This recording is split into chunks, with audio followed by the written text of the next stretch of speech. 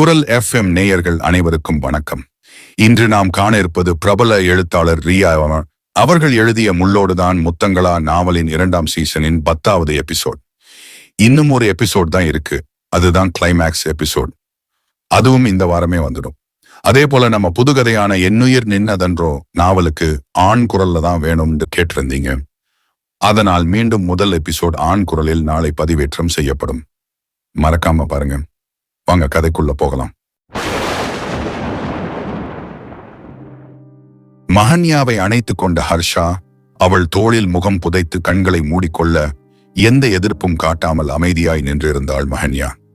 Thanks Mahima. கன்றிய குரலில் அவன் சொல்லவும் மிருதுவான புன்னகை ஒன்று அவள் இதழில் அரும்பிட, இட்ஸ் ஓகே ஹர்ஷா என்றாள் மென்மையாய். அவளை விட்டு பிரியவே மனமில்லாமல் பிரிந்தவன், எனக்காக தான் இதெல்லாம் பண்ணியா மஹி? மனமெங்கும் சந்தோஷம் பெருகி பூரிப்புடன் அவன் கேட்டு நிற்க மெல்லிய தலையாட்டல் அவளிடம். எப்படி இதெல்லாம் பண்ண? ஆச்சரியம் கொண்டு அவன் வினா தொடுக்க, நீ ஹாஸ்பிடல்ல அன்னைக்கு ரொம்ப ஃபீல் பண்ணி சொன்னல, அப்பவே முடிவு பண்ணிட்டேன் ஹர்ஷா. சாராவும் இல்ல, உங்க அம்மா அப்பாவும் இல்ல, நானும் இல்லைன்னு நீ சொன்னது எனக்கு ரொம்ப கஷ்டமா இருந்துச்சு. அதான் நான் உங்க அப்பா அம்மாவை கண்டுபிடிக்கலாம்னு முடிவு பண்ணேன். சதாசிவம் சார் இருக்காருல்ல, அவர்கிட்ட உங்க அம்மா அப்பாவை பத்தி கேட்டேன். அவருக்கு பெருசா எதுவும் தெரியல. தாஸ் அங்கிள் கிட்ட கேட்டு பார்க்க சொன்னாரு. சரின்னு நான் அவர் ஊட்டிக்கு வர சொல்லி மீட் பண்ணேன். அவர்கிட்ட முதல்ல கேட்டேன். அப்போ பெருசா எந்த பதிலும் சொல்லல. நீ ஃபீல் பண்ணதை எல்லாம் சொல்லி நான் ரொம்ப ரிக்வெஸ்ட் பண்ணி கேட்டேன். அப்புறம் அவரு கொஞ்ச நேரம் யோசிச்சுட்டு சொன்னாரு, உங்க அம்மா அப்பாவோட பேர் சொன்னாரு. அவங்களுக்கு டிவோர்ஸ் ஆகலன்னு சொன்னாரு. எனக்கு ரொம்ப ஷாக்கிங்கா இருந்துச்சு. நான் ஏன் எப்படின்னு கேட்டேன். அவர் சொல்லல. அவங்களோட போட்டோ மட்டும் கொடுத்து இதுக்கு மேல என்கிட்ட எதுவும் கேட்காதீங்கன்னு போயிட்டாரு. அப்புறம் நான் என்னோட ஆபீஸ் ஸ்டாஃப் ஒருத்தர்கிட்ட அதை கொடுத்து விசாரிக்க சொன்னேன். ரொம்ப தெளிவா பிளான் பண்ணி அவங்களோட அடையாளத்தையே அழிச்சிட்டு வாழ்ந்துட்டு இருந்தாங்க. உங்க அம்மா அப்பா அவங்கள கண்டுபிடிக்கிறதுக்குள்ள 1 மாசத்துக்கு மேல ஆகிடுச்சு. சொல்ல போனா இன்னைக்கு மார்னிங் தான் அவங்க கிடைச்சாங்களே. நான் அவங்க வீட்டுக்கு போய் உன்னை பத்தி எல்லாமே சொல்லி வர சொன்னேன். அவங்களும் உடனே அக்செப்ட் பண்ணிட்டு வரேன்னு சொல்லிட்டாங்க. எனக்கு ஒண்ணுமே புரியல ஹர்ஷா. நான் நினைச்சேன் அவங்க கிட்ட ரொம்ப கெஞ்சணும்னு. ஆனா கேட்டதும் ஒத்துக்கிட்டாங்க. சரின்னு நான் அவங்கள கூட்டிட்டு வந்தேன். இந்த மாதிரி ஒரு நாள்ல அவங்கள உன்கிட்ட காட்டுவேன்னு நான் நினைக்கவே இல்ல.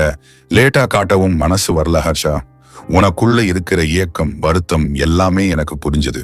அதான் கண்டுபிடிச்சதுமே உன்கிட்ட கூட்டிட்டு வந்துட்டேன். உங்க கூட சேர்த்தும் வச்சுட்டேன் என்றவளை மீண்டும் அணைத்து கொண்டவன், நீ என் லைஃப்ல வந்த தேவதை மஹி என உணர்ந்து சொல்ல புன்சிரிப்புடன் என்றாள் மஹி.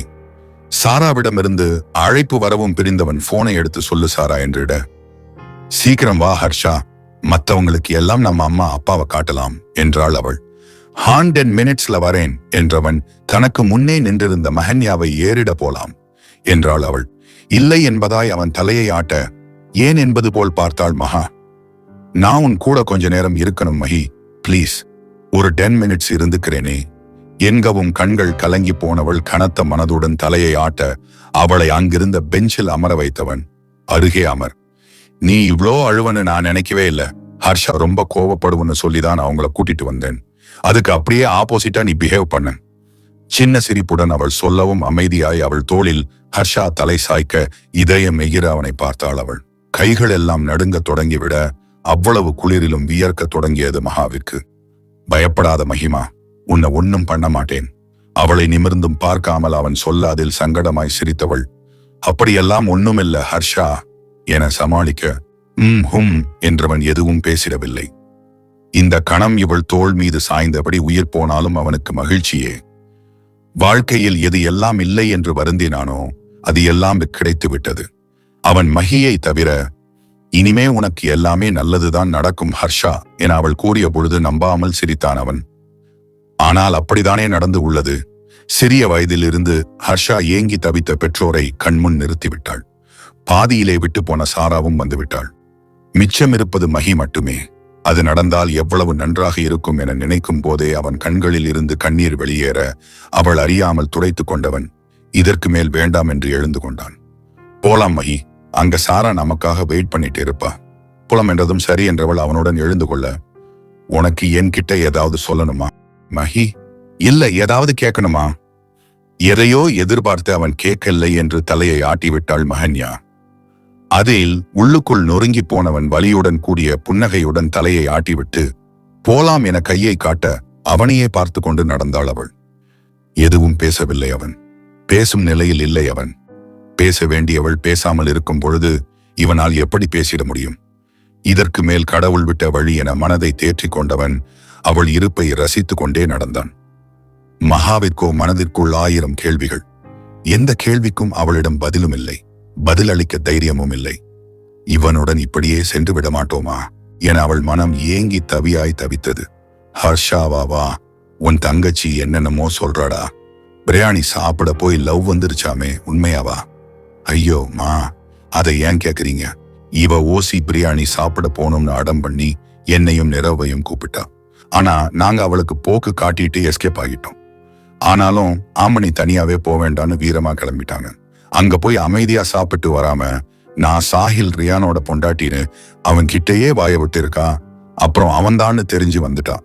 இந்த நிரவ் முழுசா விசாரிக்காம சாஹில் மச்சான் போலீஸ்னு கூட தெரியாம போட்டு பொழந்து எடுத்துட்டான். அப்புறம் வீட்டுக்கு கூட்டிட்டு போய் சாரா கிட்ட சாரி கேட்க சொன்னா அவர் ப்ரோபோஸ் பண்ணிட்டாரு. அப்போ சாரா முகத்தை பார்த்து இருக்கணுமே. ஐயோ, அப்படி ஒரு படப்படப்பு வெக்கம் நாங்க அதுக்கு முன்னாடி வரைக்கும் அப்படி ஒரு அமைதிய சாரா கிட்ட பார்த்ததே இல்ல. எங்களுக்கும் அவரை ரொம்ப பிடிச்சு போயிடுச்சா. சோ நாங்க எங்களுக்கு ஓகேன்னு சொல்லிட்டோம். நம்ம சாரா குட்டிக்கும் அவரை ரொம்ப பிடிக்க அவளும் ஓகேன்னு சொல்லிட்டான். அப்புறம் 1 வருஷமா அப்படி ஒரு லவ்ஸ். எதுக்கு கேக்குறீங்க? அவன் ஒரு புறம் சாராவை கிண்டல் செய்ய ஹர்ஷா என சினுங்கிய சாரா, அப்பா பார்ப்பா, அவனை சும்மா இருக்க சொல்லுப்பா. அவள் தந்தையிடம் புகார் அளிக்க, டேய் ஹர்ஷா, சும்மா இருடா, என் பொண்ணை கிண்டல் பண்ணாத. அவளை தோளில் சாய்த்து கொண்டு ஹர்ஷாவை அதட்டியவர், ஆமா, மட்டன் பிரியாணியா, சிக்கன் பிரியாணியா என கேட்கவும் ஹர்ஷாவும் அவனின் தாயும் பக்கென்று சிரித்துவிட தோளில் இருந்து எழுந்து அவரை முறைத்தவள், எல்லாரும் என்ன டீஸ் பண்றீங்களா? என் ஆளு யாருன்னு தெரியும்ல, டிஎஸ்பி. அவன் கிட்ட ஒரே ஒரு வார்த்தை சொன்னா போதும், உங்களை ஜெயில தூக்கி போட்டுருவான். என்கவும் மூவரும் வாயை மூடிக்கொள்ள, அந்த பயம் இருக்கட்டும் என சாரா சொல்லவும் மீண்டும் அவர்கள் சிரித்துவிட சாராவும் முறைக்க முயன்று முடியாமல் சிரித்து விட்டாள். ஹர்ஷாவின் சிரிப்பையும் சந்தோஷத்தையும் கண்ணெடுக்காமல் பார்த்து கொண்டிருந்த மஹன்யாவிற்கு அவர்களின் நிறைவான குடும்பத்தை பார்த்து மனம் நிறைந்து போனது. நீ எப்பவும் இதே மாதிரி சிரிச்சிட்டே இருக்கணும் ஹர்ஷா என்றவளுக்கு தெரியவில்லை. அவனின் சிரிப்பின் அர்த்தமே அவள்தான் என்று. சரி வாங்க, எல்லாருக்கும் உங்களை இன்ட்ரோ பண்ணணும் என்ற சாரா சாஹிலுக்கு அழைத்து எல்லாரையும் ஹாலுக்கு வர சொல்லுறியான். ஒரு முக்கியமான விஷயம் சொல்லணும் என்றிட அவனும் சரி என்று அனைவரையும் அழைத்து கொண்டு ஹாலுக்கு வந்தவன் சாராவிற்கு டன் என மெசேஜ் அனுப்ப, என் ஆளு எல்லாரையும் கூட்டிட்டு வந்துட்டான், வாங்க போலாம். எல்லாரும் ஷாக்காக போறாங்க. குதூகலிப்புடன் அவள் சொல்லவும் சிரிப்புடனே அவளுடன் எழுந்து நின்றனர் அவளின் பெற்றோர். நல்ல வேலைமா, இன்னைக்கு வந்தீங்க, நாளைக்கு ஹர்ஷாவுக்கு கல்யாணம், அதுல நீங்க இருக்கணும்னு அவன் என் கிட்ட கொஞ்ச நேரத்துக்கு முன்னாடி தான் சொல்லிட்டு இருந்தான். அவன் ஆசை நடக்கவே நடக்காதுன்னு நினைச்சிட்டு அவன் சமாதானம் செஞ்சுட்டு நான் வேலையை பார்க்க போயிட்டேன். ஆனா அடுத்த கொஞ்ச நேரத்திலேயே நீங்க வந்து நிக்கிறீங்க. எல்லா கிரெடிட்ஸும் மஹன்யா அக்காக்கு தான். தேங்க்ஸ்கா. ஹர்ஷா அருகே நடந்து கொண்டிருந்தவளை எட்டி பார்த்து சாரா சொல்ல சின்ன சிரிப்புடன் தலையை ஆட்டினாள் அவள். மண்டபத்திற்குள் நுழைந்தவர்கள் அங்கு நின்றிருந்த அனைவரையும் கண்டு புன்னகைக்க, நீரவ் அண்ணா, பாலா அண்ணா, மைடிஎஸ்பி, அப்புறம் ஸ்ருதி அண்ணி, இவங்க தான் என்னோட அம்மா, அப்புறம் இவர் என்னோட அப்பா என்கவும் அனைவரும் புரியாமல் நிற்க சாஹிலோ திரும்பி ஷாலினியை பார்க்க, அம்மையப்பா நீங்க எப்படி என்றவளை மற்றவர்கள் புரியாமல் பார்க்க அப்துல்லாவும் தேவியும் அவளை கண்டு திகைத்து நின்றனர். ஷாலினி அம்மா அப்பா என்று அழைக்கவும் ஹர்ஷா மற்றும் சாரா ஒருவரை ஒருவர் புரியாமல் பார்த்து கொள்ள தன் பெற்றோரிடம் வந்தாள். ஷாலினி, மா இங்க என்ன நடக்குது? சாரா அக்கா என்ன சொல்றாங்க? அவங்களுக்கு எப்படி நீங்க அம்மா அப்பாவா இருக்க முடியும் என்கவும் அப்துல்லா மற்றும் தேவி சங்கடமாய் பார்த்து கொண்டனர். அப்பா நீயாவது சொல்லுப்பா, என்ன பேசுறாங்க இவங்க? மீண்டும் அவள் கேட்க அவர்களிடம் எந்த பதிலும் இல்லை. உங்க கிட்டதானே கேக்குறேன், இங்க என்னதான் நடக்குது கொஞ்சம் சொல்லுங்களேன். கடுப்பாகி ஷாலினி கத்த, ஷாலு இவன் உன் அண்ணன், அப்புறம் இவ உன் அக்கா என்றார் அப்துல்லா. அதில் அதிர்ந்து போனவள் தடுமாறி விழப்போக அவளை பிடித்து நிறுத்தினான் சிவா. என்னப்பா சொல்ற? திகைப்பு குறையாமல் அவள் கேட்கவும் மெல்லிய தலையாட்டல் அவரிடம், அம்மா என்னமா நடக்குது இங்க? ஷாலினி எப்படி உங்க பொண்ணு? ஹர்ஷா ஒரு புறம் வினவ, ஹர்ஷா அண்ணா, நான் உங்களை விட்டு போகும்போது ஷாலினி என் வயித்துல 4 மாச குழந்தைப்பா. அவளுக்கு உங்களை பத்தி எதுவும் தெரியாது, தெரிஞ்சா உங்களை பார்க்கணும்னு அடம் பண்ணுவான்னு நாங்க சொல்லல என்றவரிடம் இருந்து பார்வையை திருப்பி ஷாலினியை பார்த்தான் அவன். உடன் பிறந்த தங்கை என்று தெரியாமலே இத்தனை நாட்களாக அவளுடன் இருந்து இருக்கிறான். சாரா சொல்வது போல் அவனுக்கும் ஷாலினியை பார்க்கும் போதெல்லாம் ஏதோ ஒரு நெருங்கிய உணர்வு தோன்றியதுதான். ஆனால் அவன் அதை பெரிதாக எடுத்துக்கொள்ளவில்லை. இப்பொழுது அதற்கு விடை கிடைத்து போக எதுவும் பேசாமல் அமைதியாய் நின்றான் அவன். நடந்ததையெல்லாம் ஒரு புறம் அப்துல்லா சொல்லி முடிக்க, உங்க பேராவது உண்மையா இல்ல அதுவும் பொய்யா? அடிப்பட்ட குரலில் ஷாலினி கேட்கவும் துடித்து போய் அவளை பார்த்தனர் பெற்றவர்கள். இல்ல, உங்க கிட்ட கேட்டா சொல்ல மாட்டீங்க, நான் மகா அக்கா கிட்டேயே கேட்டுக்கிறேன். அக்கா நீங்க சொல்லுங்க, இவங்க பேர் என்ன என்கவும் அவர்களை ஒரு பார்வை பார்த்தவள். உன் அப்பா பேர் ஃபாசில், அப்துல்லா அம்மா பேர் அமிர்தா தேவி என்கவும், ஓ பாதி பொய் பாதி மெய்யா? கோபம் கொண்டு ஷாலினி கேட்க, ஷால் அவங்கள எதுவும் சொல்லாத, நம்ம அம்மா அப்பா நமக்கு ஒண்ணு பண்றாங்கன்னா அதுல நியாயம்தான் இருக்கும். சோ நீ கோவப்படாத. சாரா ஷாலினிக்கு எடுத்து சொல்லவும் அமைதியாக தலையை ஆட்டியவள். ஆனாலும் எனக்கு மனசு கேட்கல சாராக்கா. எனக்கு ஒரு அண்ணா ஒரு அக்கா இருக்கிறதையே மறைச்சிட்டாங்க. எத்தனை நாள் நான் அழுது இருக்கேன் தெரியுமா? அக்கா அண்ணன் தம்பி தங்கச்சின்னு யாரும் இல்லாம ரொம்ப கஷ்டப்பட்டு இருக்கேன். ஏன் இவங்க கிட்ட கூட சொல்லி ஃபீல் பண்ணியிருக்கேன். அப்போ எல்லாம் ஏன் சொல்லல? சரி ஷாலு, லீவ் இட். இதுக்கு மேல இத பத்தி பேச வேண்டாம். அழுத்தம் திருத்தமாக ஹர்ஷா சொல்லிட, ஷாலினியும் தன் பெற்றோரை வருந்த செய்ய வேண்டாம் என கருதி அமைதியாகி போனாள். உங்களுக்கு ஆயிஷா தெரியுமா என்ற சாஹிலின் குரலில் அனைவரும் அவனை நோக்கி திரும்பினர். ஆயிஷாவை உனக்கு எப்படி தெரியும் தம்பி? அமிர்த தேவி கேட்கவும் லேசாய் இதழ் விரித்தவன். அங்கிள் உங்களுக்கு தெரியுமா என கேட்க, அவ என் தங்கச்சி என்றார் கனத்த மனதுடன். அவங்க எங்க அம்மாவும் கூட என்றவனை அதிர்ந்து போய் அவர்கள் பார்க்க, ஷாலினியோ வாய் மேல் கை வைத்தாள். அதிர்ச்சிக்கு மேல் அதிர்ச்சி வருவதால், என் தங்கச்சி பயனானி? நான் தழுத்தழுக்க அப்துல்லா கேட்கவும், கலங்கிய கண்களுடன் சாஹில் தலையை ஆட்ட, அவன் அருகே சென்றவர் சாஹிலின் முகத்தை கையால் ஏந்தி அப்படியே உடைந்து அழுதுவிட, மாமா மாமா என்னாச்சு, ஏன் அழறீங்க, அழாதீங்க பிளீஸ் என அவரை தேற்ற முயன்றான் சாஹில். என் தங்கச்சி அவளுக்கு தேவைப்படுற நேரத்துல நான் பக்கம் இல்லாம போயிட்டேன்னு நிறைய நாள் அழுது இருக்கேன். அவளோட பையன் நீ இப்படி படிச்சு டிஎஸ்பி ஆகி நிக்கிறத பார்க்கும்போது பெருமையா இருக்கு. அவகிட்டையும் சொல்ல முடியாத சூழ்நிலை சாஹில். அதான் சொல்லாம போயிட்டோம். அவ எங்களை நினைச்சு ரொம்ப வருத்தப்பட்டு இருப்பாள். அழுகையுடனே அவர் கேட்கவும், ஆம் என சாஹில் தலையை ஆட்ட இன்னும் அழுதார் பெரிய மனிதர். நானும் அவரும் லவ் பண்ணோம். அவர் முஸ்லிம்னு எங்க அம்மா ஒத்துக்கவே இல்லை. ஆயிஷா என்னோட பெஸ்ட் ஃப்ரெண்ட். அவதான் எனக்கும் இவருக்கும் கல்யாணம் பண்ணி வச்சா. அப்புறம் அவங்க கிட்டையும் எடுத்து சொல்லி எங்க அம்மாவையும் ஒத்துக்க வச்சது ஆயிஷா தான். நாங்க இருந்த நிலைமையில எங்களுக்கு யாரையுமே ஞாபகம் இல்லை. பெத்த பிள்ளைங்களை விட்டுட்டு போற நிலைமை எல்லாம் யாருக்கும் வரவே கூடாது. அவ இறந்துட்டான்னு கொஞ்ச நாளைக்கு முன்னாடிதான் தெரிய வந்தது. அவளோட கடைசி நிமிஷத்துல கூட எங்களால் அவ பக்கம் இருக்க முடியாம போயிடுச்சேன்னு ரொம்ப வருத்தப்பட்டோம். அமிர்தா ஒரு புறம் அழுகவும் அங்கு சூழலே மிகவும் கனமாக இருக்க, ஒருவரை ஒருவர் பார்த்து கொண்டு அமைதியாக நின்றிருந்தனர் மற்றவர்கள். மாமா அத்தை அழாதீங்க போதும். அம்மாக்கு உங்க மேல எந்த கோவமோ வருத்தமோ இல்ல, அவங்க கடைசி வரைக்கும் நீங்க நல்லா இருக்கணும்னு நினைச்சிட்டே தான் இருந்தாங்க. ஹர்ஷா சாராவை பத்தியும் அவங்களுக்கு ஒன்னும் தெரியல. நீங்க குடும்பமாவே எங்கேயோ போயிட்டீங்கன்னு தான் எங்களுக்கு சொன்னாங்க. அதனால உங்க பசங்களையும் தேட ட்ரை பண்ணல. அப்புறம் காலம் அப்படியே போயிடுச்சு. எங்க அண்ணாக்கு ஒரு பொண்ணு இருக்கா, அவளைதான் நீ கல்யாணம் பண்ணிக்கணும்னு கடைசி வரைக்கும் சொல்லிட்டே இருந்தாங்க. ஆனா நான் அப்சோட நினைப்பிட முடியாதுன்னு சொல்லிட்டேன். அவங்க கடைசி ஆசையை கூட நிறைவேற்ற முடியலையேன்னு ரொம்ப ஃபீல் பண்ணியிருக்கேன்.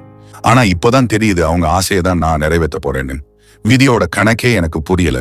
சாராவை பார்த்து கொண்டே அவன் சொல்லவும் அவள் இதழிலும் அழகான புன்னகை தோன்றியது. ஷாலினியோட ஏதோ ஒரு கனெக்ஷன் இருக்கிற மாதிரியே ஃபீல் ஆச்சு. அது ஏனும் இப்போதான் எனக்கு புரியுது. அடுத்ததாக ஷாலினி குறித்து சாஹில் சொல்ல அவளும் தலையை ஆட்டி ஆமோதித்தாள். இனிமே நோ சென்டிமெண்ட்ஸ். நாளைக்கு என் ஹர்ஷாவோட கல்யாணம். நிறைய அழுதாச்சு. இப்போ எல்லாரும் சிரிக்கணும்னு ஆசைப்படுறேன். அனைவரையும் பார்த்து சாரா சொல்லவும் அப்துல்லாவும் அமிர்தாவும் கண்களை துடைத்துக் கொண்டனர். நிரவ் கண் என அமிர்தா அழைக்கவும் உதட்டை கடித்து அழுகையை கட்டுப்படுத்தி கொண்டிருந்தவன் அவரை திரும்பி பார்க்க, அம்மா கிட்ட வாடா என்றதுதான். அடுத்த நொடி உடைந்து அழுது இருந்தான் பையன். தாய் தந்தை பாசம் என்னவென்று தெரியாமல் வளர்வது வேறு. அவர்கள் பாசத்திலும் நேசத்திலும் திளைத்துவிட்டு திடீரென்று ஒரு நாள் இல்லாமல் போவது வேறு. இதில் இரண்டாவது ரகம்தான் நிரவ். ஆசிரமத்தில் சேர்ந்த பிறகு ஏங்கி ஏங்கி தவித்து போனவன் இனிமேல் வாழ்க்கையில் அதற்கு எல்லாம் வாய்ப்பே இல்லை என்று மனதை தேற்றிக் கொண்டான். இப்பொழுது ஹர்ஷாவின் தாய் தந்தையரை கண்டதும் அவனுக்கு அவனின் தாய் தந்தை நினைவு வந்துவிட உள்ளுக்குள் நொறுங்கி நின்றான் நிரவ். அம்மாவிடம் வா என்று அவர் சொல்லவும் அவனால் கட்டுப்படுத்த முடியவில்லை. மொத்தமாக உடைந்து அவன் அழுதுவிட இதை யாரும் எதிர்பார்த்து இருக்காததால் திகைப்புடன் அவனை பார்த்தனர். அமிர்தா அவன் அருகே சென்று அணைத்துக் கொள்ள அவர் தோளில் முகம் சாய்த்து கண்ணீர் வடித்தான் அவன். அப்துல்லாவும் நிரவின் தோளை ஆதரவாய் பிடித்துக் கொள்ள சற்று நேரத்தில் அழுகையை நிறுத்தினான் அவன். நிரவ் அழுத அழுகையில் ஸ்ருதி ஒரு ஓரமாய் நின்று அழுது கொண்டிருக்க அவளை கவனித்த அமிர்தா, நீதான ஸ்ருதி, என் நிரவ் கண்ணாவோட கண்ணம்மா என கேலி செய்ய அழுகையுடனே சிரித்தவள் மெதுவாய் தலையை ஆட்ட அவர் கேட்ட விதத்தில் நிரவுமே சிரித்து விட்டான். என்னோட மூத்த மருமக எங்க என்கவும் அனைவரின் பார்வையும் மகாவை நோக்கி செல்ல ஹர்ஷாவோ தலையை கவிழ்ந்து கொண்டான். என்னடா எல்லாரும் பின்னாடி பாக்குறீங்க என அப்துல்லா பின்னால் திரும்ப அங்கு நின்றிருந்தாள் மஹன்யா. அதில் புரியாமல் பார்த்தவர் என்னங்கடா என கேட்க, அப்பா அவங்க எல்லாம் தூங்கிட்டே இருப்பாங்கப்பா, நாளைக்கு பாத்துப்ப, இப்போ நீயும் அம்மாவும் என்னோட வாங்க தூங்குவீங்க, நாளைக்கு கல்யாணத்தை வச்சுட்டு இப்படி முழிச்சிட்டு இருக்கோம், ஏகப்பட்ட வேலை இருக்கு. புலம்பிக் கொண்டே அவர்களை அழைத்து கொண்டு சாரா சென்று விட மற்றவர்களும் மகாவை அழுத்தமாக பார்த்துவிட்டு நகர்ந்து விட்டனர். ஆடாமல் அசையாமல் நின்றிருந்த மகாவை திரும்பி பார்த்த ஹர்ஷா பெருமூச்சுடன் அவள் அருகே சென்று கையை பிடிக்க கேள்வியாய் அவனை ஏறிட்டாள் மஹன்யா. அவள் கையை பிடித்து கொண்டவன் அவன் அறையை நோக்கி இழுத்து செல்ல எதுவும் பேசாமல் அவனுடன் சென்றாள் மஹன்யா. அறைக்குள் நுழைந்து கதவை சாற்றியவன் மகாவை கட்டிலில் அமர வைத்துவிட்டு அவள் காலுக்கு கீழே அவன் மண்டியிட்டு அவளை ஏறிட முகத்தில் எதையும் காட்டாமல் இருந்தாள் பாவை. ஆனால் இதயம் உள்ளுக்குள் மத்தளம் போல் அடித்துக் கொண்டதை அவன் அறிய வாய்ப்பு இல்லை. மஹி, நான் உன்கிட்ட ஒண்ணு கேட்கவா? அமைதியாகவே இருந்தவளை கண்டும் கடுப்பானவன், ஐம் ஆஸ்கிங் யூ மஹி, பதில் சொல்லு, ஒண்ணு கேட்கட்டுமா? பல்லை கடித்தான் சீற்றமாய். அதில் அவனை கண்கள் உயர்த்தி பார்த்த மஹன்யா என தலையை ஆட்ட அவள் வலது கையை தூக்கி பிடித்தவன் பிரேஸ்லெட்டை காட்டி, இதை ஏன் இன்னும் போட்டிருக்க என்றிட பதில் இல்லை அவளிடம். அவள் கன்னத்தை பிடிக்காமல் கழுத்தை இருக்கையால் பிடித்தவன் மஹி என மென்மையாய் அழைக்க கண்கள் கலங்கி அவனை ஏறிட்டாள் அவள். ஏண்டி உன்னையும் கஷ்டப்படுத்திட்டு என்னையும் கஷ்டப்படுத்துற? மனதில் நினைத்து கொண்டு மிருதுவாய் அவள் கழுத்தை வருடியவன் ஏதோ ஒன்று படவும் அவள் கண்களில் இருந்து பார்வையை எடுத்து கழுத்தில் பார்க்க அங்கு இவன் அணிவித்த தாலி மின்னிக் கொண்டிருந்தது. மகாவின் கழுத்தில் இருந்த செயினை கவனித்தவன் திகைப்புடனே அதனை வெளியே எடுக்க அவன் அணிவித்த பொன் தாலிதான் அது.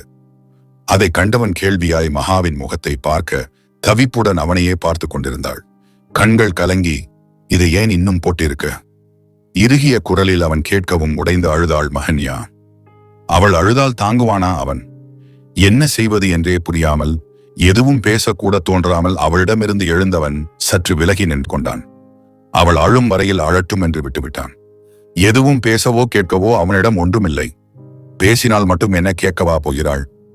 அவளுக்கு என்ன தோன்றுகிறதோ அதை தானே செய்ய போகிறாள். கதறி அழுதவளை கண்டவனுக்கு மனம் கேட்கவே இல்லை. ஏன் என்னை தண்டித்து விட்டு இவள் அழுகிறாள் என்ற கேள்வியே அவன் மனதில் ஓடிக்கொண்டிருந்தது. அவனை பார்ப்பதுமாய் தரையை பார்ப்பதுமாய் அழுது கொண்டிருந்தவளிடம் பெரும் மூச்சை வெளியிட்டு விட்டு அருகே சென்றான். முன்பு போல் மண்டியிட்டவன் அவள் கைகளை பிடித்துக் கொள்ளாமல், ஏன் மஹன்யா அழுற என ஆழமான குரலில் கேட்க அவன் கைகளை பிடித்துக் கொண்டால் நன்றாக இருக்கும் என்று அவளின் மனம் ஏங்கியது. ஏன் அழுற சொல்லு? நீ தண்டிக்கிறது என்ன? வலியை கொடுக்கிறது எனக்கு. கொஞ்சம் கொஞ்சமா செத்துட்டே இருக்கிறது நான் தான். அப்புறம் ஏண்டி நீ அழுற? உணர்ச்சியற்ற குரலில் கேட்டவனை கண்ணீரில் ஊறிய விழிகளுடன் ஏறிட்டவள் ஹர்ஷா என்றிட, பேசு மஹி, என்ன தோணுதோ பேசு. ஏன் அழுற? எதுக்காக அழுற? இந்த தாலியை ஏன் இன்னும் போட்டு இருக்க? அப்புறம் இதோ இந்த பிரேஸ்லெட், இதை ஏன் போட்டு இருக்க? உன் மனசுல என்னதான் ஓடிட்டே இருக்கு? ஏதாவது சொல்லுடி. எனக்கு அப்படியே தலையே வெடிக்குது மஹன்யா. என்னால இந்த வலியை தாங்கிக்கவே முடியல. ஒவ்வொரு நாளும் ஏண்டா வாழ்றோன்னு யோசிக்க வைக்கிற மஹன்யா நீ. நான் ஏன் உன்னை பார்த்தேன்னு இருக்கு. அதுவும் அப்படி ஒரு சிச்சுவேஷன்ல ஏன் பார்த்தேன்னு நினைச்சு நான் அழாத நாள் இல்ல மஹன்யா. இன்னும் எவ்வளவுதான் என்ன தண்டிப்ப? எவ்வளோ வலியதான் எனக்கு கொடுப்ப? இதுக்கு நீ என்ன கொன்னே போட்டுடலாம் மஹி. என்னால வாழ முடியல, என்னால சிரிக்க முடியல, நார்மலா பேச முடியல, தூங்க முடியல, எந்த வேலையிலையும் கான்சென்ட்ரேட் பண்ண முடியல, எதுவுமே முடியல மஹன்யா. ஏன் ஏன் ஏன் ஏன் எனக்கு மட்டும் இப்படி எல்லாம் நடக்குதுன்ற கேள்வி மட்டும்தான் உள்ளுக்குள்ள பேயாட்டம் ஆடிட்டே இருக்கு. உனக்கு என் நிலைமை புரியுதா? என் வலி எல்லாம் புரியுதான்னு எனக்கு எதுவுமே புரியலடி. இப்போ இதெல்லாம் நான் பேசலாமா வேண்டாமான்னு கூட எனக்கு தெரியல.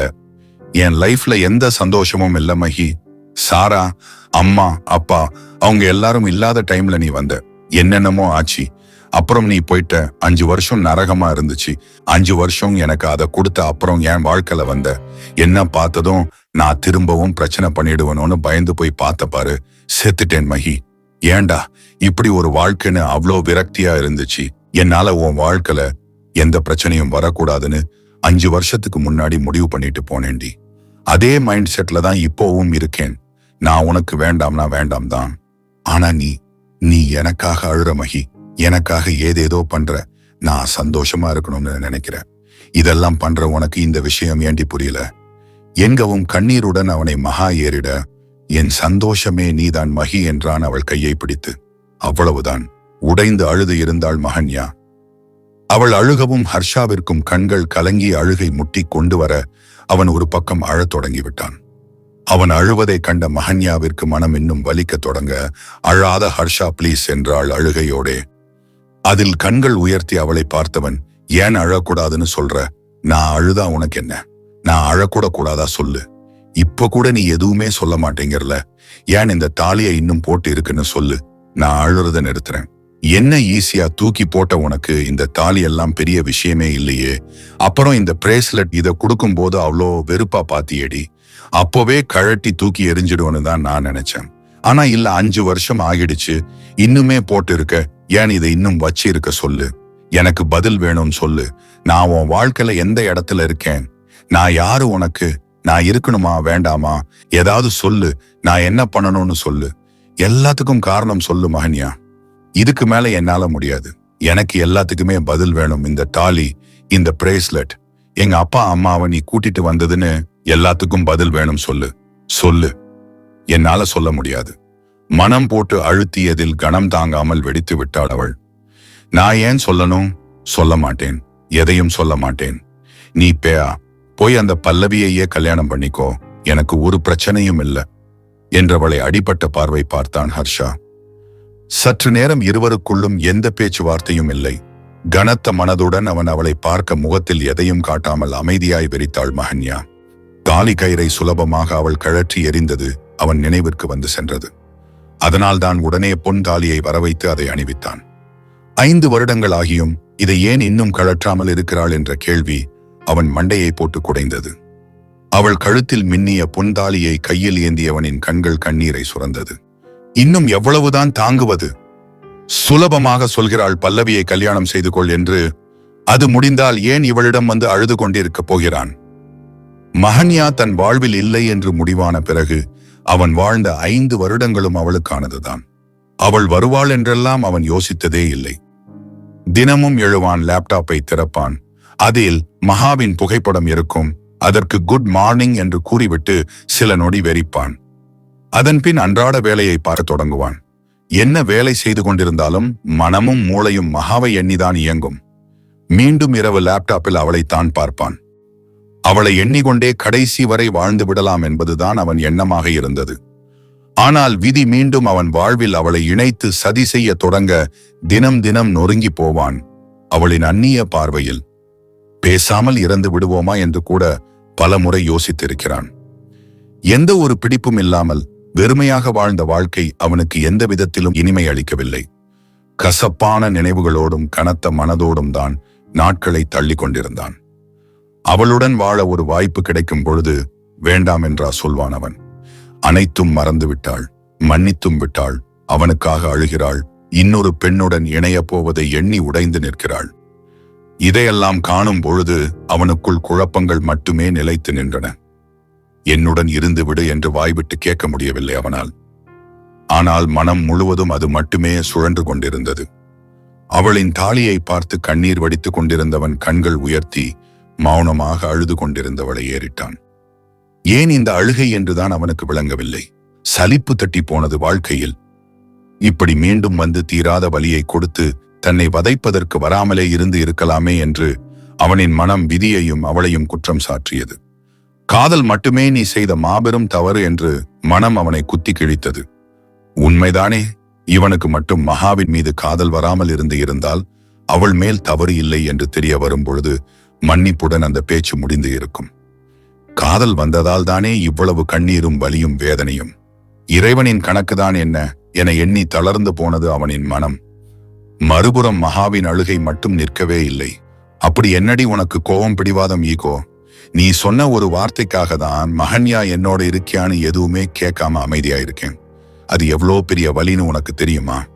நான் உயிருக்கு உயிரா நேசிக்கிறபடி நீ என் வாழ்க்கையில திரும்ப நீ வரணும்னு எல்லாம் நான் நினைச்சதும் இல்ல, யோசிச்சதும் இல்ல. எங்க இருந்தாலும் நீ சந்தோஷமா நிம்மதியா இருக்கணும் மட்டும்தான் நினைச்சிருக்கேன்.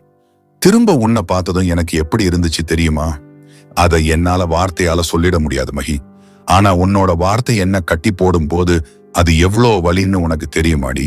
பிடிச்சவங்களை கூட இருன்னு கூட சொல்ல முடியாத வாழ்க்கை என்னடி வாழ்க்கை. இப்போ என்ன உனக்குன்னா அந்த பல்லவியையே கல்யாணம் பண்ணிக்கணும். கல்யாணம் பண்ணிக்கிட்டா நீ நிம்மதியா இருப்பல. சரி, ஓகே, நான் அவளையே பண்ணிக்கிறேன். அதுக்கு முன்னாடி இதை மட்டும் சொல்லிக்கிறேன் மகன்யா, என் மனசுல என் வாழ்க்கையில எல்லாத்துலயும் நீ மட்டும்தான். வேற யாருக்கும் இடம் இல்ல. I love you and I hate myself for loving you என்றவனை விக்கித்து போய் மகன்யா பார்க்க, இன்னும் ஒரு நிமிஷம் கூட நீ இங்க இருக்க கூடாது மகி. நீ இங்க இருக்கிற ஒவ்வொரு செகண்டும் என்னோட இருந்துடுன்னு உன் கால்ல விழுந்துருவேணும்னு பயமா இருக்கு. தயவு செஞ்சு வெளியே போயிடு, அப்படியே என் வாழ்க்கையில இருந்தும் என்றவன் அழுது கொண்டே ரெஸ்ட் ரூமிற்குள் நுழைந்து கொள்ள முகத்தை மூடிக்கொண்டு கதறி அழுதாள் மகன்யா. டேய் மது நாயே, எழுடா, பொண்ண கிட்னாப் பண்ணணும். மதுவு அலாரம் அடித்தும் எழாமல் அடித்து போட்டவன் போல் உறங்கிக் கொண்டிருந்தவனை உலுக்கி கொண்டிருந்தாள் ஸ்ருதி. அவள் அவனை எழுப்பியதில் அவன் எழுந்தானோ இல்லையோ, அருகே இருந்த சாஹில் எழுந்து கொண்டான். அண்ணா, இந்த நாய் எழவே மாட்டேங்கிறான்னா. கண்ணை தேய்த்து கொண்டு சுற்றி முற்றி பார்த்து கொண்டிருந்தவனிடம் ஸ்ருதி சொல்லி வைக்க, எந்தவித அலட்டலும் இல்லாமல் அருகே இருந்த தண்ணீர் பாட்டிலை எடுத்து மொத்தமாக அவன் மீதே கவிழ்த்து விட்டான் படுபாவி. அதில் ஸ்ருதி வாயை பிளக்க, நிறவோ ஐயோவோ, என் மேல ஸ்ருதி ஆசிட் அடிச்சிட்டான்.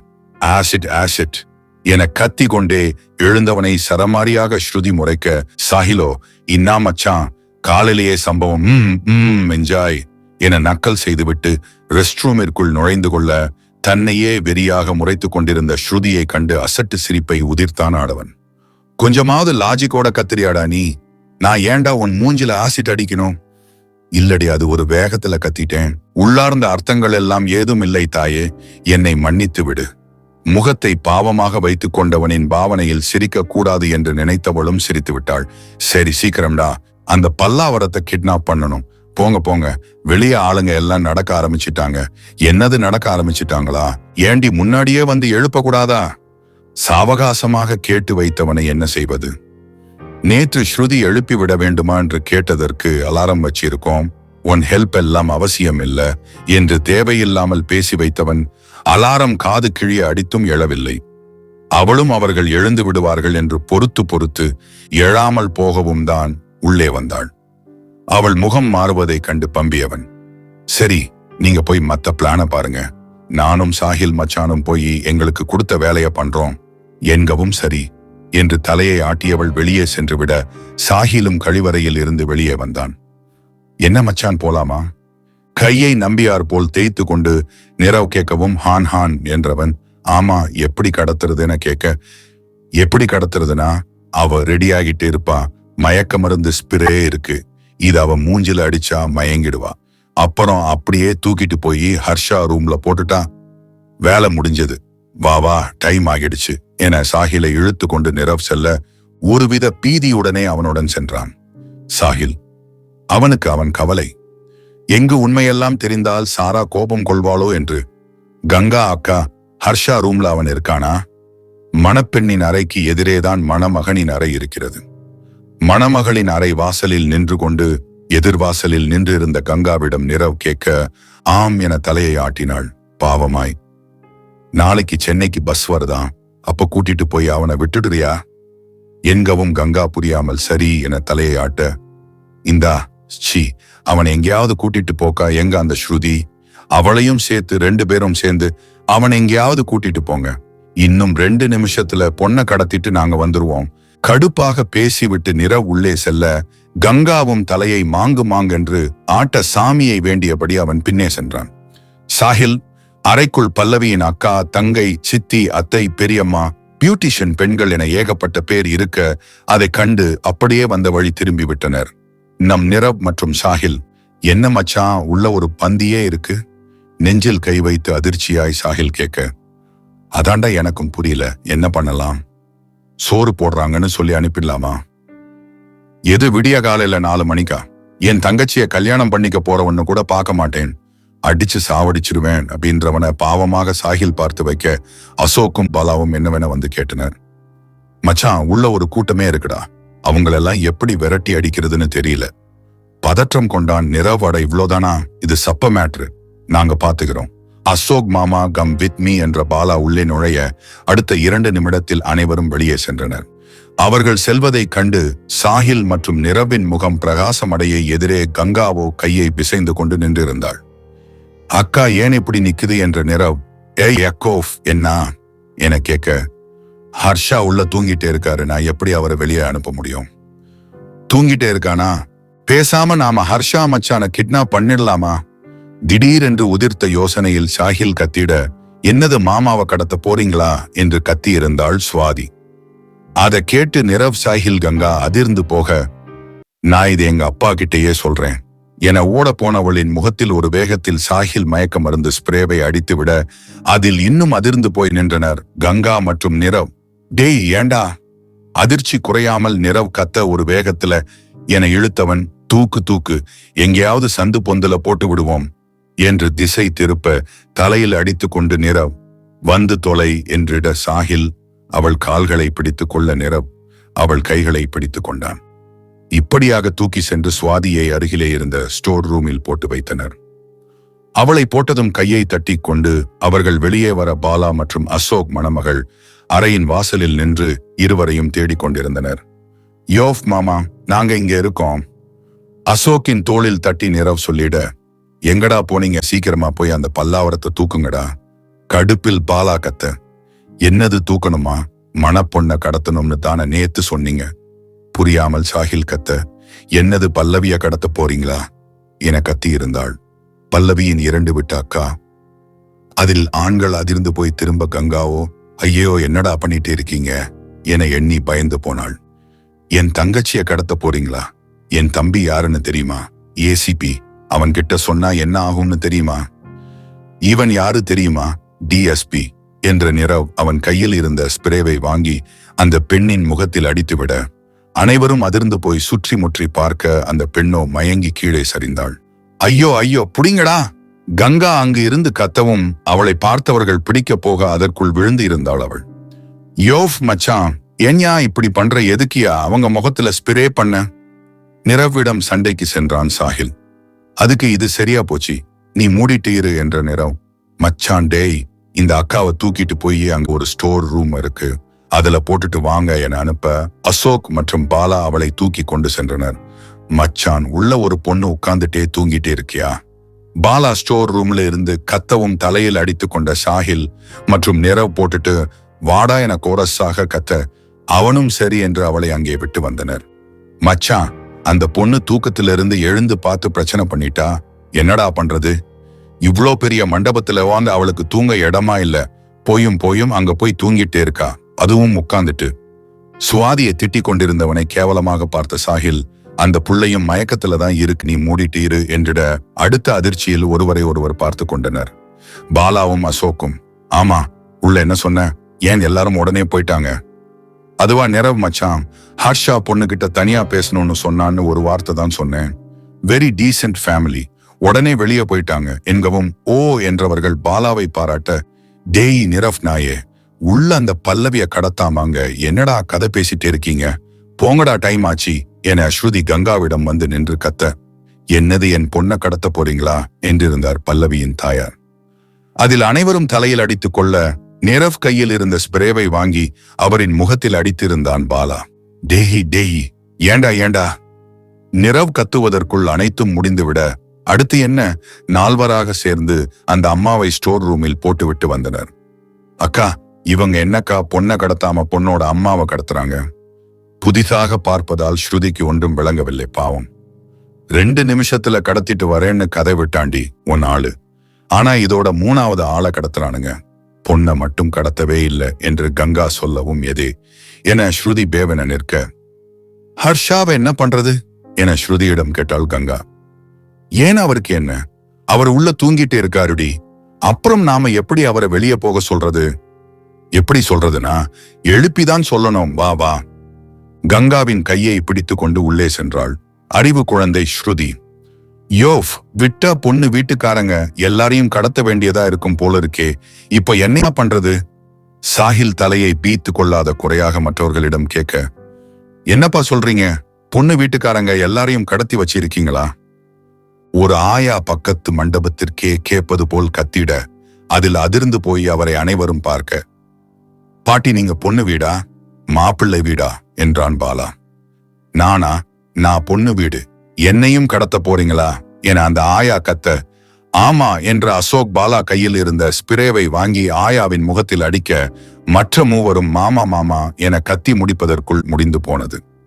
தூக்குங்கடா ஆயாவ, அசோக் மாசாக சொல்லவும் விட்டால் அழுது விடுவது போல் முகத்தை வைத்துக்கொண்டு மற்ற மூவரும் தூக்க அசோக் யாரும் வராமல் பார்த்து கொண்டான். ஆயாவை உள்ளே விட்டு வெளியே வந்தவங்கள், இதுக்கு மேல யாரையும் கடத்த வேண்டாம், ஏன்னா அங்க ஸ்டோர் ரூம்ல போட்டு வைக்க இடம் இல்லை என நிரவ் சொல்லிட, யாரப்பா கடத்தினீங்க என்ற குரல் அவர்களுக்கு பின்னால் கேட்டது. அதில் அசோக் கையில் இருந்த ஸ்பிரேவை வாங்கிய நிரவ் திரும்பி அவரின் முகத்திலே அடித்துவிட, மற்றவர்களும் திரும்பி யாரென பார்க்க அப்துல்லா, டேய் டேய் அப்படா என பாலா கத்தவும் தான் அவரின் முகத்தையே பார்த்தான் நிரவ். அப்துல்லா கீழே விழுந்து விட, இப்ப என்னடா பண்றது? சுற்றி முற்றி பார்த்தபடி பாவமாய் நிரவ் கேட்க, என்ன இருந்தாலும் அப்பாடா, ஒரு நல்ல இடத்துல போட்டு வைப்போம் என்றான் பாலா. அதில் வராத கண்ணீரை துடைத்து கொண்ட நிரவ், சாரிப்பா, ஒரு கடமை உணர்ச்சியில இப்படி பண்ணிட்டேன். கடமைக்கு நடுவுல யார் வந்தாலும் இந்த நிரவ் மதுரன் அவன் வேலையை தான் பாப்பான்னு உங்களுக்கு தெரியாதப்பா. மயங்கி இருந்தவரிடம் போய் வாரணமாயிரம் சூர்யா டோனில் அவன் பேச்சுவார்த்தையை நடத்தி கொண்டிருக்க, ரொம்ப முக்கியமா இந்த மாநாடு, மூடிட்டு தூக்குடா அவன் தலையில் அடித்தான் பாலா. அதற்கு பிறகு அவரை தூக்கி கொண்டு போய் இவர்களின் அறையில் விட்டவர்கள் மூச்சு வாங்க அப்படியே கீழே அமர்ந்து விட, வெளியே போன அனைவரும் மீண்டும் பல்லவி அறையை நோக்கி வந்து விட்டனர். அதில் அதிர்ந்து போன நால்வரும் ஒருவரை ஒருவர் பார்த்து கொள்ள, இப்ப என்னடா பண்றது என்றான் நிரவ் பாவமாக. திரும்பவும் நாங்களே போய் பேசினா கண்டுபிடிச்சிருவாங்க, அதனால நீயும் சாஹில் மச்சானும் போய் உள்ள பல்லாவரமும் ஹர்ஷாவும் பேசிட்டு தான் இருக்காங்கன்னு உருட்டி அனுப்பி வச்சிடுங்க. அறிவாய் பாலா சொல்லவும் அவனை மெச்சும் பார்வை பார்த்த நிரவ் மச்சான், சூப்பர்டா என அவன் கன்னத்தில் முத்தமிட, சி போய் தொலைடா, வந்துட போறாங்க என்றான் கன்னத்தை தேய்த்து கொண்டு. அதில் சரி என்றவர்கள் வேகமாய் எழுந்து அவர்களிடம் ஓடி வழி மறைத்து நின்றனர்.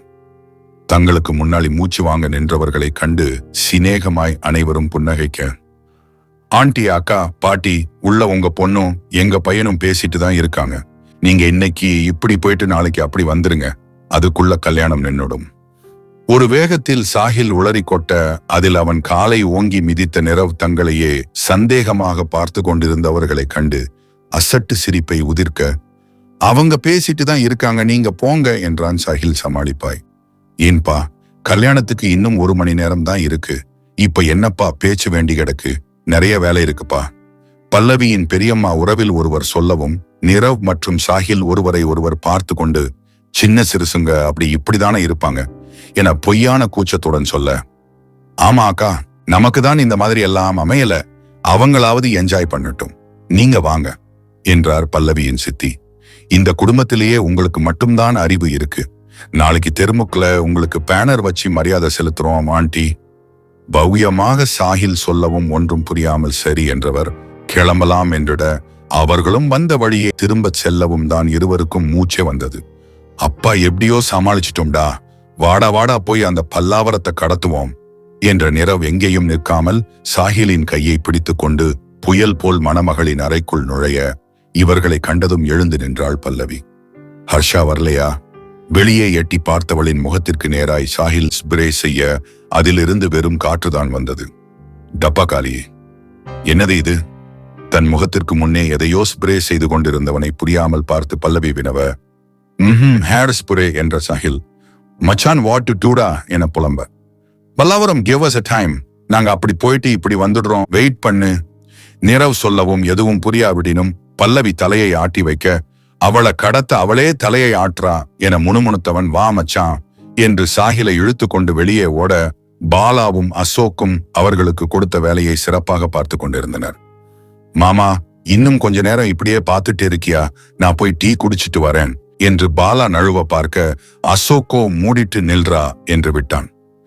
அதில் கடுப்பானவன் முகத்தை தூக்கி வைத்துக் கொண்டு நிற்க, மச்சான் மச்சான் என்னடா சொல்ற, அதுக்குள்ள எப்படிடா காலியாகும்? திகைப்பில் வாயை பிளந்தான் பாலா. 4-5 பேரை கடத்தணும் இல்லையாடா, அதனால காலி ஆகிடுச்சு போல. இப்போ என்னடா செய்யறது? கையை உதறினான் சாஹில் பயத்தில். அப்பொழுது சிவா அவர்களை நோக்கி வர அதை கண்டவர்களுக்கு சற்று ஆசுவாசமாக இருந்தது. அவன் ஏதாவது செய்து விடுவான் என்ற நம்பிக்கை பிறந்தது. என்ன மச்சான், ஏன் எல்லாரும் ஒரு மாதிரியா நிக்கிறீங்க? ஏண்டா இப்படி மாத்தி மாத்தி கடத்தி வச்சு இருக்கீங்க? பல்லை கடித்து கொண்டு அவன் கேட்கவும் 4வரும் ஒருவரை ஒருவர் பாவமாக பார்த்து கொண்டனர். மச்சான், இப்போ திட்டுறதுக்கு எல்லாம் நேரம் இல்லடா. போன கூட்டம் வரதுக்குள்ள உள்ள இருக்கிறவளை கடத்தி ஆகணும். ஏதாவது ஐடியா பண்ணேண்டா ப்ளீஸ், என் நிரவ் கேட்க. பேசாம அவ தலையில கட்டைய வச்சு அடிச்சிடலாமா என்றான் பாலா. டேய், வாய கிழிச்சிருவேன், பொண்ணை அடிக்கிறது எல்லாம் தப்பு என சிவா சொல்ல, அப்ப திரும்பவும் மயக்க மருந்து தான் வாங்கிட்டு வரணும் என நிரவ் சொல்லவும் தான் சிவாவிற்கு உரைத்தது. மச்சான், நேத்து 2 வாங்கிட்டு வந்தேன்டா, ஒன்னு இங்க இருக்கு, இன்னொன்னு எங்க? கவுண்டமணி போல் சிவா கேட்கவும் அடுத்த நொடி நிரவ் மற்றும் சாஹில் அவர்கள் அறையை நோக்கி ஓடியிருந்தனர். ஏண்டா இவனுங்க இப்படி ஓடுறானுங்க? வேட்டியில பூரான் எதுவும் போயிடுச்சா என்ன? பின்னங்கால் பிடரியில் அடிக்க ஓடியவர்களை கேவலமாக பார்த்து கொண்டு பாலா கேட்க, இன்னொரு ஸ்ப்ரே எடுக்க போறாங்கடா என அவன் தலையில் தட்டினான் பாலா. தங்கள் அறைக்குள் நுழைந்தவர்கள் படபடப்புடன் ஸ்பிரேவை தேடிக் கொண்டிருக்க, என்னடா தேடிட்டு இருக்கீங்க என்ற குரல். மயக்க மருந்து ஸ்பிரே என்று நிரவ் சொல்லவும், மயக்க மருந்து ஸ்பிரேவா? எதுக்கு என அவள் கேட்க, அதில் உளறியதை உணர்ந்து தேடுவதை நிறுத்தி நிமிர்ந்து பார்த்தவன் அங்கு நின்றிருந்த சாராவை கண்டு அதிர்ந்து போக, ஏண்டா என்பது போல் பார்த்து வைத்தான் சாஹில். மயக்க மருந்து ஸ்பிரே எதுக்கு? கையை கட்டி கொண்டு காட்டமாக அவள் கேட்ட விதத்தில் நிரவ் பயந்தானோ இல்லையோ சாஹில் பயந்து போனான். மயக்க மருந்தா? என்ன மயக்க மருந்து? அவளிடமே கேள்வியை நிரவ் திருப்ப, நீதான சொன்ன மயக்க மருந்துன்னு என்றாள் அவள். மயக்க மருந்தா என்றவன் சிரித்து கொண்டே, ஐயோ என்ன சொல்றதுன்னு தெரியலையே என புலம்பி விட்டு, ஹான், மயக்க மருந்துன்னு நான் சொல்லல சாரா, மூட்டு வலி மருந்துன்னு சொன்னேன். அதான் உன் காதல் அப்படி கேட்டுருச்சு போல என சமாளித்து விட, சாஹிலும் ஆமாம் சாமி போட்டான். ஓ, ஆனா எனக்கு மயக்க மருந்துன்னு தானே கேட்டுச்சு. யோசித்து கொண்டு அவள் நிக்க, எங்கடா அந்த ஷாலினியும் அக்ஷயாவும்? இவள் நம்ம பக்கமே வரக்கூடாதுன்னு கொடுத்த வேலையை கூட ஒழுங்கா செய்யாம என்னடா பண்றாங்க? சாஹில் காதை நிரவ் கடிக்க, அடுத்த நொடி சாரா அக்கா என கத்தி கொண்டு இருவரும் வந்து விட்டனர். சாரா அக்கா, அங்க அம்மாக்கு கட்டிக்க வேற சாரி இல்லையாம், உங்களை கூட்டிட்டு வர சொன்னாங்க என ஷாலினி ஒரு பக்கமும், அப்புறம் சமயக்கட்டுல தக்காளி இன்னும் வேணுமாம், அங்க இருக்கிறவா உங்களை கூட்டிட்டு வர சொன்னா என அக்ஷயா மறுபக்கமும் சொல்ல, சதாசிவம் அங்கிளுக்கு மண்டபத்துக்கு வழி தெரியலையாம், உங்களை கால் பண்ண சொன்னாரு என மீண்டும் ஷாலினி சொல்ல, சமயக்கட்டுல என அக்ஷயா ஆரம்பிக்க, எம்மா இதெல்லாம் மண்டபத்துக்கு வெளியே போய் பேசிக்கோங்கம்மா, நாங்க மயக் ஷிஷி மூட்டு வலி மருந்து தேடணும். பொறுத்து பொறுத்து பொங்கி போய் நிரவ் கத்திட, நிரவ் அண்ணா, உனக்கு என்ன வேலை கொடுத்தா நீ என்ன வேலை செஞ்சுட்டே இருக்க? இப்போ மூட்டு வலி மருந்து தேடுறது ரொம்ப முக்கியமா? முறைத்து கொண்டே ஷாலினி கேட்கவும் தலையில் அடித்து கொண்டவன் சாரா பார்க்காத வண்ணம் அழைத்து செல்லுமாறு கையை காட்ட, அதை புரிந்து கொண்ட அக்ஷயா, ஷாலினி அவ அந்த வேலையை தான் பார்த்துட்டு இருக்கா, நீ வா, நாம சாரலா அக்காவை அழைச்சிட்டு போவோம். புருவம் உயர்த்தி கண்ணை காட்டி இழுத்து இழுத்து மாமி சொல்லவும் புரிந்து கொண்ட ஷாலினி, ஓ ஓ ஓ அந்த வேலையை தான் பாக்குறாங்களா? அப்போ சரி அக்கா, நீ வா போலாம், வா வா என சாரா கையை ஷாலினி பிடிக்க, ஏய் இருடி, என்ன வேலை இவங்க பாக்குறாங்க? நிரவ் சாஹிலை திரும்பி பார்த்து சாரா கேட்க, அதான் சொன்னோமே சாரா, மூட்டு வலி மருந்து தேடுறோம்னு. யாருக்கடா தேடுற? இது என்ன மெடிக்கல் ஷாப்பா? தேடினதும் கிடைக்க என்ன பண்ணிட்டு இருக்கீங்க 2 பேரும் என்கவும் அவர்கள் திருதிருவென முழிக்க, ஷாலினி அக்ஷயா செய்வதறியாது நிற்க, சொல்லுங்க கேட்கிறேன்ல என சாரா கேட்டுக்கொண்டு இருக்கும் போதே அமிர்தா வந்து இருந்தார்.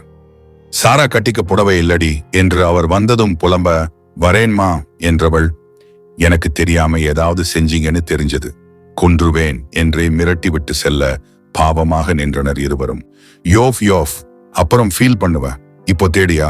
செல்லும் சாராவை வருத்தமாக பார்த்து கொண்டிருந்த சாஹிலை போட்டு நிரவ் உழுக்க அவனும் தேடத் தொடங்கினான். மச்சான் கிடைச்சிருச்சு, வா வா என்று நிரவ் கத்தவும் இருவரும் எடுத்தார்கள். ஓட்டம் மணப்பெண்ணின் அறையை நோக்கி. அதை கண்ட பல்லவியின் குடும்பத்தினர் ஒருவரை ஒருவர் பார்த்து கொண்டனர். மச்சான் மச்சான் கிடைச்சிருச்சு என கத்தி கொண்டே நிரவ் ஓடி வர, ஏண்டா கத்திட்டே வர, இன்னும் மண்டபத்துல எல்லாருக்கும் போய் சொல்லுடா நாங்க பொண்ணு கடத்துறோம்னு. கடுப்பாக சிவா கத்த, என்னது பொண்ணை கடத்துறீங்களா என்ற குரல் அவனுக்கு பின்னால் கேட்டது. அதில் தலையில் அடித்து கொண்டவன் யாரென திரும்பி பார்க்க பாலாதான் மொத்த பல்லையும் காட்டி கொண்டு நின்றிருந்தான். ஏண்டா ஏன்? மூச்சை இழுத்து விட்டான் ஆசுவாசமாய். இல்ல மச்சான், இந்த டோன்ல தான் எல்லாரும் கத்துனாங்க, அதான் நானும் கத்தி பார்த்தேன் என்றிட போடாங் என அவனை அடிக்க போனவன் நிரவ் வந்து சேரவும் அமைதியானான். டேய் மது மது என்ற குரல் எதிரே கேட்க என்னவென திரும்பினர் அனைவரும். உள்ள ஹர்ஷா எழவே இல்லை. இவர்கள் இன்னும் ஹர்ஷாவை திசை திருப்பவில்லை போல. அவன் தூங்குனா தூங்கட்டும், கண்ணம்மா விடு. டேய், அப்புறம் எப்படிடா பல்லாவரத்தை அவன் ரூம்ல போட முடியும்? நீரவ் தோளில் அடித்து சாஹில் கேட்க, பேசாம அவன் முகத்திலையும் இதை லைட்டா ஸ்ப்ரே பண்ணிடலாமா? மயக்க மருந்து பாட்டிலை பெருமையாய் தூக்கி காட்டினான் நிரவான். பேசாம மண்டபம் ஃபுல்லா இதை தெளிச்சு விட்டுடலாமா? சலிப்பாக சிவா கேட்க என்று தலையை ஆட்டினர். மத்தவங்க ஏதாவது சொல்லிட போறேன், முதல்ல போய் அந்த பல்லாவரத்தை கடத்துங்கடா, அப்புறம் இதை பார்த்துக்கலாம் என்கவும் சரி என சாஹில் மற்றும் நிரவ் உள்ளே நுழைய எதிரே ஸ்ருதி மற்றும் கங்கா என்ன செய்வது என புரியாமல் அமைதியாய் நின்றிருந்தனர். இந்த வாட்டியாவது கரெக்டா கடத்திடணும் ஆண்டவா, கை கூப்பி வேண்டிக் கொண்டான் அசோக். வெளியே பதற்றத்தில் இவர்கள் அனைவரும் நின்றிருக்க உள்ளே பொறுமையாய் அடியெடுத்து வைத்தனர். டிஎஸ்பியும் டாக்டரும், என்னங்க இவ்வளோ நேரம் எங்க போனீங்க? ஆமா, ஹர்ஷா பேசணும்னு சொன்னதா பாலா சொன்னாரு, எங்க அவரு? அவர்கள் இருவரையும் கண்டு சாதாரணமாய் அவள் பேச, எங்களுக்கு இந்த கல்யாணத்துல விருப்பம் இல்ல பல்லாவரம், அதனால எங்களை மன்னிச்சிரு என்ற சாஹில் அவள் புரியாமல் பார்த்து கொண்டிருக்கும் போதே முகத்தில் ஸ்ப்ரேவை அடித்துவிட அடுத்த நொடி மயங்கி சரிந்தவளை தாங்கி பிடித்தான் நிரவ். மச்சான் மச்சான், நான் உன் கிட்ட அப்போ ஒரு கோணி பைய கொடுத்தேன்ல, அத குடுடா என நிரவ் சொல்ல, யோஃப், அதத்தான் நான் உன் கிட்ட அப்பவே கொடுத்துட்டேனே என்றான் அவன். அதில் கேள்வியாய் நின்றவன் என்கிட்டையா இல்லையே என பதற, பயந்துட்டியா? சும்மா சொன்னேன் என்றவன் அவனிடமிருந்த கோணி பையை எடுக்க, என் கடமை நேரமா இல்லாம இருந்தா, இந்நேரம் நீ எனக்கு காட்டின பயத்துக்கு என் கண்ணம்மா சொல்ற மாதிரி உன்னை கருணை கொலை பண்ணிருப்பேன். இப்போ இதை எடுத்துட்டு போய் ஹர்ஷா மச்சான் ரூம்ல போடணும், அவ்வளவுதான், அப்புறம் இந்த கல்யாணம் நடக்காது என குதூகலித்த சாஹில், மச்சான் அங்க நீ புடி, நான் இங்க புடிச்சிக்கிறேன் என்று இருவரும் இருபக்கமும் பிடித்து கொண்டு வெளியே செல்ல, அப்பா பிளான் சக்சஸ் என பெருமூச்சை விட்டான் அசோக். அதன் பின் யாரும் வராமல் இருக்கும் முன்னே ஹர்ஷா அறையில் போட்டு விடலாம் என சிவா சொல்ல அப்படியே தூக்கி கொண்டு ஹர்ஷா அறைக்குள் நுழைந்தனர் அனைவரும். அவர்களின் கெட்ட நேரம்.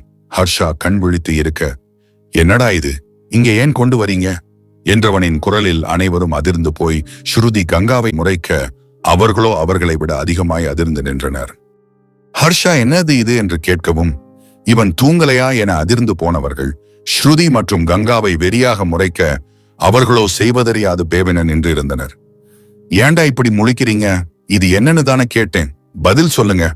கலைந்து இருந்த தலையை கோதி கொண்டே ஹர்ஷா கேட்க, மச்சான் அது இது இது வந்து ஹான் உருளைக்கிழங்கு இருக்கு இதுல, அப்படி இப்படி என திக்கி கொண்டிருந்த நிரவ் ஒரு வழியாக சமாளித்து விட, உருளைக்கிழங்கா, அதை ஏண்டா இங்க எடுத்துட்டு வரீங்க என்கவும் நிரவ் சாஹிலை பார்க்க, என்ன ஏண்டா பாக்குற என்றான் அவனை திரும்பியும் பாராமல்.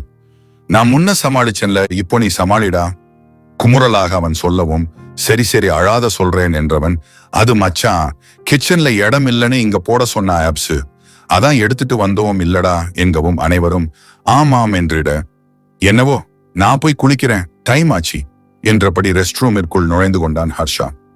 அவன் உள்ளே செல்லவும் தான் அனைவருக்கும் மூச்சே வந்தது. ஏலே ஸ்ருதி எருமை, உங்க கிட்ட கொடுத்தது ஒரு வேலைதான், அதை கூட ஒழுங்கா செய்ய மாட்டீங்களா? பல்லை கடித்தான் சிவா கோபத்தில். கொஞ்சம் விட்டு இருந்தாலும் போட்ட திட்டம் மொத்தமாக சொதப்பி இருக்கும் அல்லவா? ஐயோ சிவா அண்ணா, அவர் நல்லாதான் தூங்கிட்டு இருந்தாரு, திட்டிர்னு எப்படி எழுந்தாருன்னே தெரியல. கையை உதறி கொண்டு பதற்றமாய் அவள் சொல்ல, யோவ் சிவா, என் ஆளையனியா திட்டுற, பச்சை குழந்தையா ஆகும், வக்காலத்து வாங்கினான் மருத்துவன்.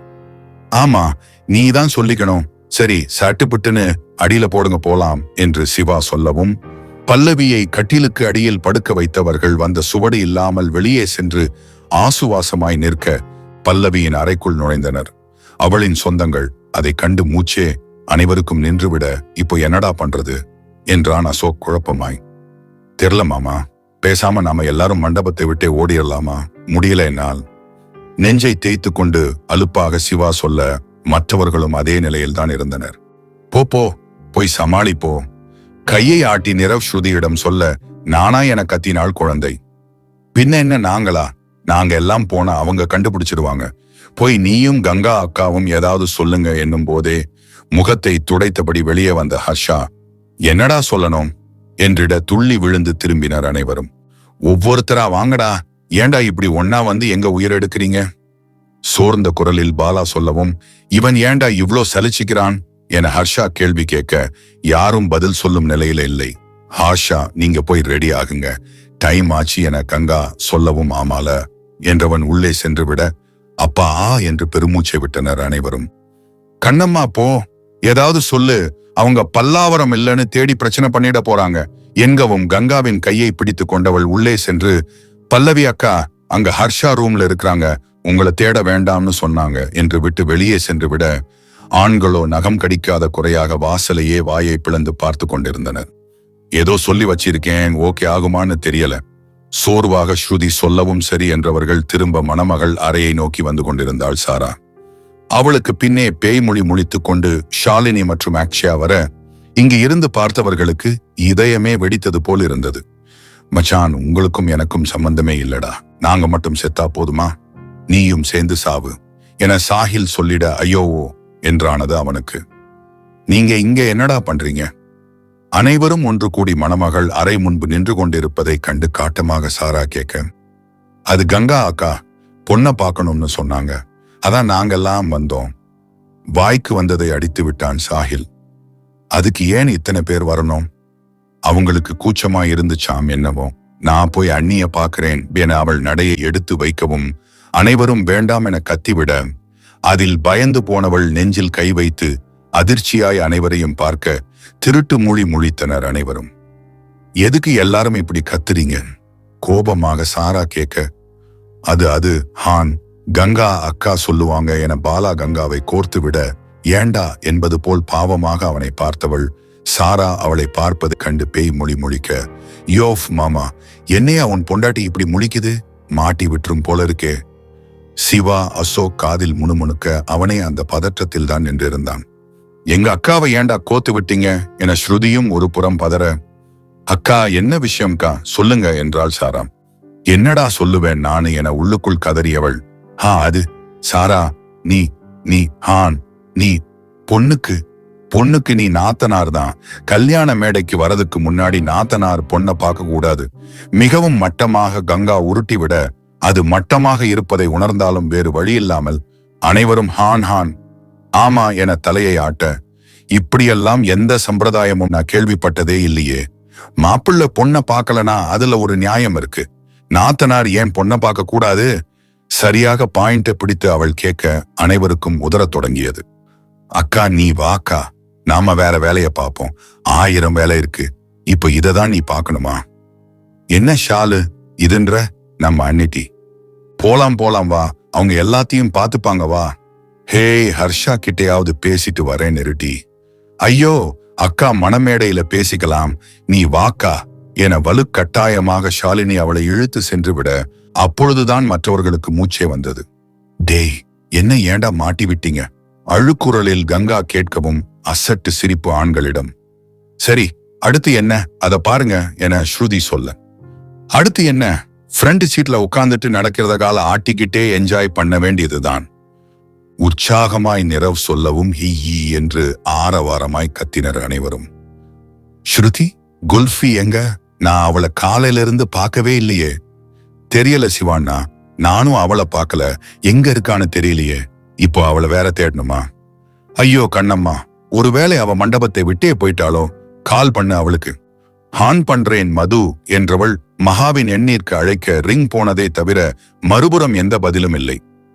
இருமுறை அவள் அழைத்தும் மகா எடுக்காமல் போய்விட இவர்களுக்கு உள்புறம் பயமாகி போனது. நான் நைட்டே சொன்னேன்ல ஸ்ருதி, அவள் தனியா விட வேண்டாம், நீ போய் அவ கூட படுத்துக்கோன்னு. ஏண்டி நீ போகல? ஐயோ கங்கா அக்கா, அவ ரூம்ல சாரா ஆரவ அவளுக்கு மட்டும்தான் இடம் இருந்துச்சு. நான் எங்க போய் படுக்கிறது? அதான் நான் போகல. இல்லனா போய் இருக்க மாட்டேனா? எனக்கு என்ன தெரியுமா அவ இந்த மாதிரி பண்ணுவான்னு. கல்யாண பேச்சு ஸ்டார்ட் ஆனதுல இருந்து நானும் சிவா அண்ணாவும் அவகிட்ட மாத்தி மாத்தி பேசி பேசி டேட் ஆயிட்டோம். அவ என்ன யோசிக்கிறா, என்ன பண்ண போறான்னு எதுவுமே புரியாம மண்டைய பிச்சுக்கிட்டு இருந்தோம். இப்போ அவ எங்கன்னு வேற தெரியல. இருக்கிற பிரச்சனைல அக்கா வேற போட்டு படுத்தி எடுக்கிறான். அவ வாழ்க்கை மேல நமக்கு இருக்கிற ஒரு அக்கறை கூட ஏன் அவளுக்கு இல்ல. ஒரு வார்த்தை இந்த கல்யாணம் வேண்டான்னு ஹர்ஷா கிட்ட சொல்லி இருந்தா இவ்வளவு தூரம் வந்து இருக்குமா? ஆதங்கத்தில் ஸ்ருதி ஏகமாய் புலம்பிக் கொண்டிருக்க அனைவருக்குமே மகாவின் மேல் சிறு கோபம் உண்டானது. கரெக்ட் கண்ணம்மா, இந்த மகா மட்டும் ஏதாவது ஹர்ஷா கிட்ட சொல்லியிருந்தானா இப்படி எல்லாம் ஆகி இருக்காது. அவன் கேட்டானாம்டி, உனக்கு இந்த கல்யாணம் பிடிக்கலன்னா சொல்லிடு, மகன்யா நான் ஸ்டாப் பண்ணிடுறேன்னு. இதை விட எவ்வளோடைய அவனும் இறங்கி போவான். அவ சொன்னதால ஒதுங்கியே நிக்கிறவன் இத கேட்டதே பெருசுதானடி. அப்போவே அவ ஆமா எனக்கு இஷ்டம் இல்லைன்னு சொல்லியிருந்தா நாமளாவது நிம்மதியா இருந்து இருக்கலாம்ல கண்ணம்மா. இப்படி பொண்ணை கடத்துறோம்னு பிளான் பண்ணி அது எக்கச்சக்கமா சொதப்பி பொண்ணோட தங்கச்சி, அக்கா, ஆயா, அம்மா, அப்புறம் நம்ம அப்துல்லா அப்பான்னு இத்தனை பேரை கடத்த வேண்டியதா இருந்து இருக்குமா? எங்கவும் வார்ட் என்று யாரோ பின்னால் கத்தி இருக்க அந்த குரலில் பயந்து கொண்டே திரும்பியவர்கள் அங்கு இருந்த சிவபாலன் அதாவது ஏசிபியை கண்டு அதிர்ந்து நின்றனர். சோ என் தங்கச்சி, என் அக்கா, என் சித்தி, என் பாட்டி, இவங்க எல்லாரையும் நீங்க கிட்னாப் பண்ணி இருக்கீங்க கரெக்டா? கையை கட்டி கொண்டு காட்டமாக அவன் கேட்கவும் நம்பெத்து கேங் ஒருவரை ஒருவர் பாவமாக பார்த்து கொள்ள, இதை இப்போவே போய் அங்க இருக்கிற எல்லார்கிட்டையும் சொல்றேன் என அவன் மிரட்ட, அதுக்கு நாங்க விடணுமே என்ற சஹில் அவன் பெயிண்ட் பாக்கெட்டில் இருந்து மயக்க மருந்து டப்பாவை எடுக்க போலீஸ் மூளை என்பதால் எடுத்தான் ஓட்டம் சிவபாலன். அவன் ஓடவும் பதறியவர்கள் ஆளுக்கு ஒரு புறம் துரத்த தொடங்க மண்டபத்தையே சுற்ற தொடங்கி விட்டான் சிவபாலன். இவன் என்னடா போலீஸ் ட்ரைனிங்ல கூட இப்படி ஓடி இருக்க மாட்டான் போல, இந்த ஓட்டம் ஓடுறான கிறுக்கனா இருப்பானோ என புலம்பிக் கொண்டே ஓடியது. வேறு யாரும் இல்ல, நம் டிஎஸ்பி சாஹில் ரியானே தான். டேய் நெல்லுடா, ஏன்டா இப்படி ஓடுற, எதுவா இருந்தாலும் பேசிக்கலாம்டா என கத்தி கொண்டே நிறவோட சிவபாலன் நிற்கவே இல்லை. மண்டபத்திற்குள் நுழைந்தவன் அவசரத்தில் ஹாலுக்கு செல்லாமல் சமையல் அறை புறம் ஓடிவிட நம் கூட்டமும் வளைந்து நெளிந்து ஓடிக்கொண்டிருந்தது. ஓரளவிற்கு மேல் முடியாமல் கங்கா மட்டும் நின்றுவிட மற்ற அனைவரும் சிறப்பாக ஓடிக்கொண்டிருந்தனர். இவர்கள் அனைவரும் ஓடுவதை புரியாமல் பார்த்த சாரா சாஹில் கையை பிடித்து நிறுத்த அவனோ ஐயோ இவளா என அதிர்ந்து நின்றான். டேய் ஏண்டா இப்படி ஓடிட்டே இருக்கீங்க குழப்பமாக அவள் கேட்கவும் நெஞ்சை நீவி கொண்டு அவளை பார்த்தவன் அது ஆப்சு, அது நாங்க பொண்ணு வீட்டாரோட ஓடி புடிச்சு விளையாடிட்டு இருக்கோம். என்ன விடு, மாப்பிள்ளை வீடுதான் கெத்துன்னு காட்டணும், அவன் அவுட் ஆக்கணும், விடு விடு என்றவன் ஓடிவிட என்னாச்சு இவங்களுக்கு, ஏன் பைத்தியக்காரங்க மாதிரி பண்றாங்க? அருகே இருந்த ஷாலினி அக்ஷயாவிடம் சாரா கேட்க தெரியவில்லை என்பதாய் தோளை ஏற்றி இறக்கினர் இருவரும். சமையல் அறையில் சிவபாலன் மாட்டிக்கொள்ள இருந்த ஒரே வாசலில் அவன் வெளியே செல்ல முடியாதவாறு நின்று இருந்தனர். நம்பெத்து கேங், டேய் மரியாதையா என்ன போக விட்டுருங்க, நான் யாருன்னு தெரியும்ல ஏசிபி. ஒற்றை விரல் நீட்டி அவன் மிரட்ட, ஐய நாங்க தான் ஏசிபி எல்லாம் கெத்து இல்ல, டிஎஸ்பி தான் கெத்துன்னு சொல்லிட்டோம்ல, அப்புறம் ஏன்டா அதையே சொல்லிட்டே இருக்க? ஒழுங்கா நீயே வந்து உன் மூஞ்ச காட்டுனா நாங்க இந்த ஸ்ப்ரேவ் அடிச்சுட்டு உன்னை ஸ்டோர் ரூம்ல போடாம நல்ல ரூம்ல போட்டு வைப்போம். ஆனா நாங்களா பிடிச்ச ஸ்டோர் ரூம் தான் எது வசதியா இருக்கும்னு நீயே முடிவு பண்ணிக்கோ. மாசாக நிரவ் சொல்லிட சிவபாலனோ தெனாவெட்டாக நின்றிருந்தான். அவர்களை கண்டு சிறிதும் அவனுக்கு பயம் வரவில்லை, மாறாக சிரிப்புதான் வந்தது. ஏதோ ஓடி பிடித்து விளையாடுவது போல் விடாமல் பின்னே வந்து நிற்பவர்களை கண்டு மனதிற்குள் லேசாய் சிரித்தவன், இங்க பாருங்க, ஒழுங்கா வழிய விட்டுருங்க, அதான் உங்களுக்கு நல்லது, இல்லனா வேற மாதிரி ஆகிடும்.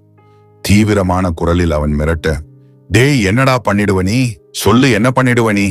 இங்க இருந்து நீ வெளியே போகணும்னா கூட அதுக்கு எங்களை தாண்டி தாண்டா போகணும், உன்னால முடிஞ்சதை பண்ணிக்கோடா. அலட்சியமாக சிவா சொல்லவும் தலையை கோதி ஆழ்ந்த மூச்சை விட்டவன், உங்களுக்கு என்னதான் பிரச்சனை, ஏன் இந்த கல்யாணத்தை நிறுத்த ட்ரை பண்றீங்க என சமாதானம் பேச முயன்றான் அவன்.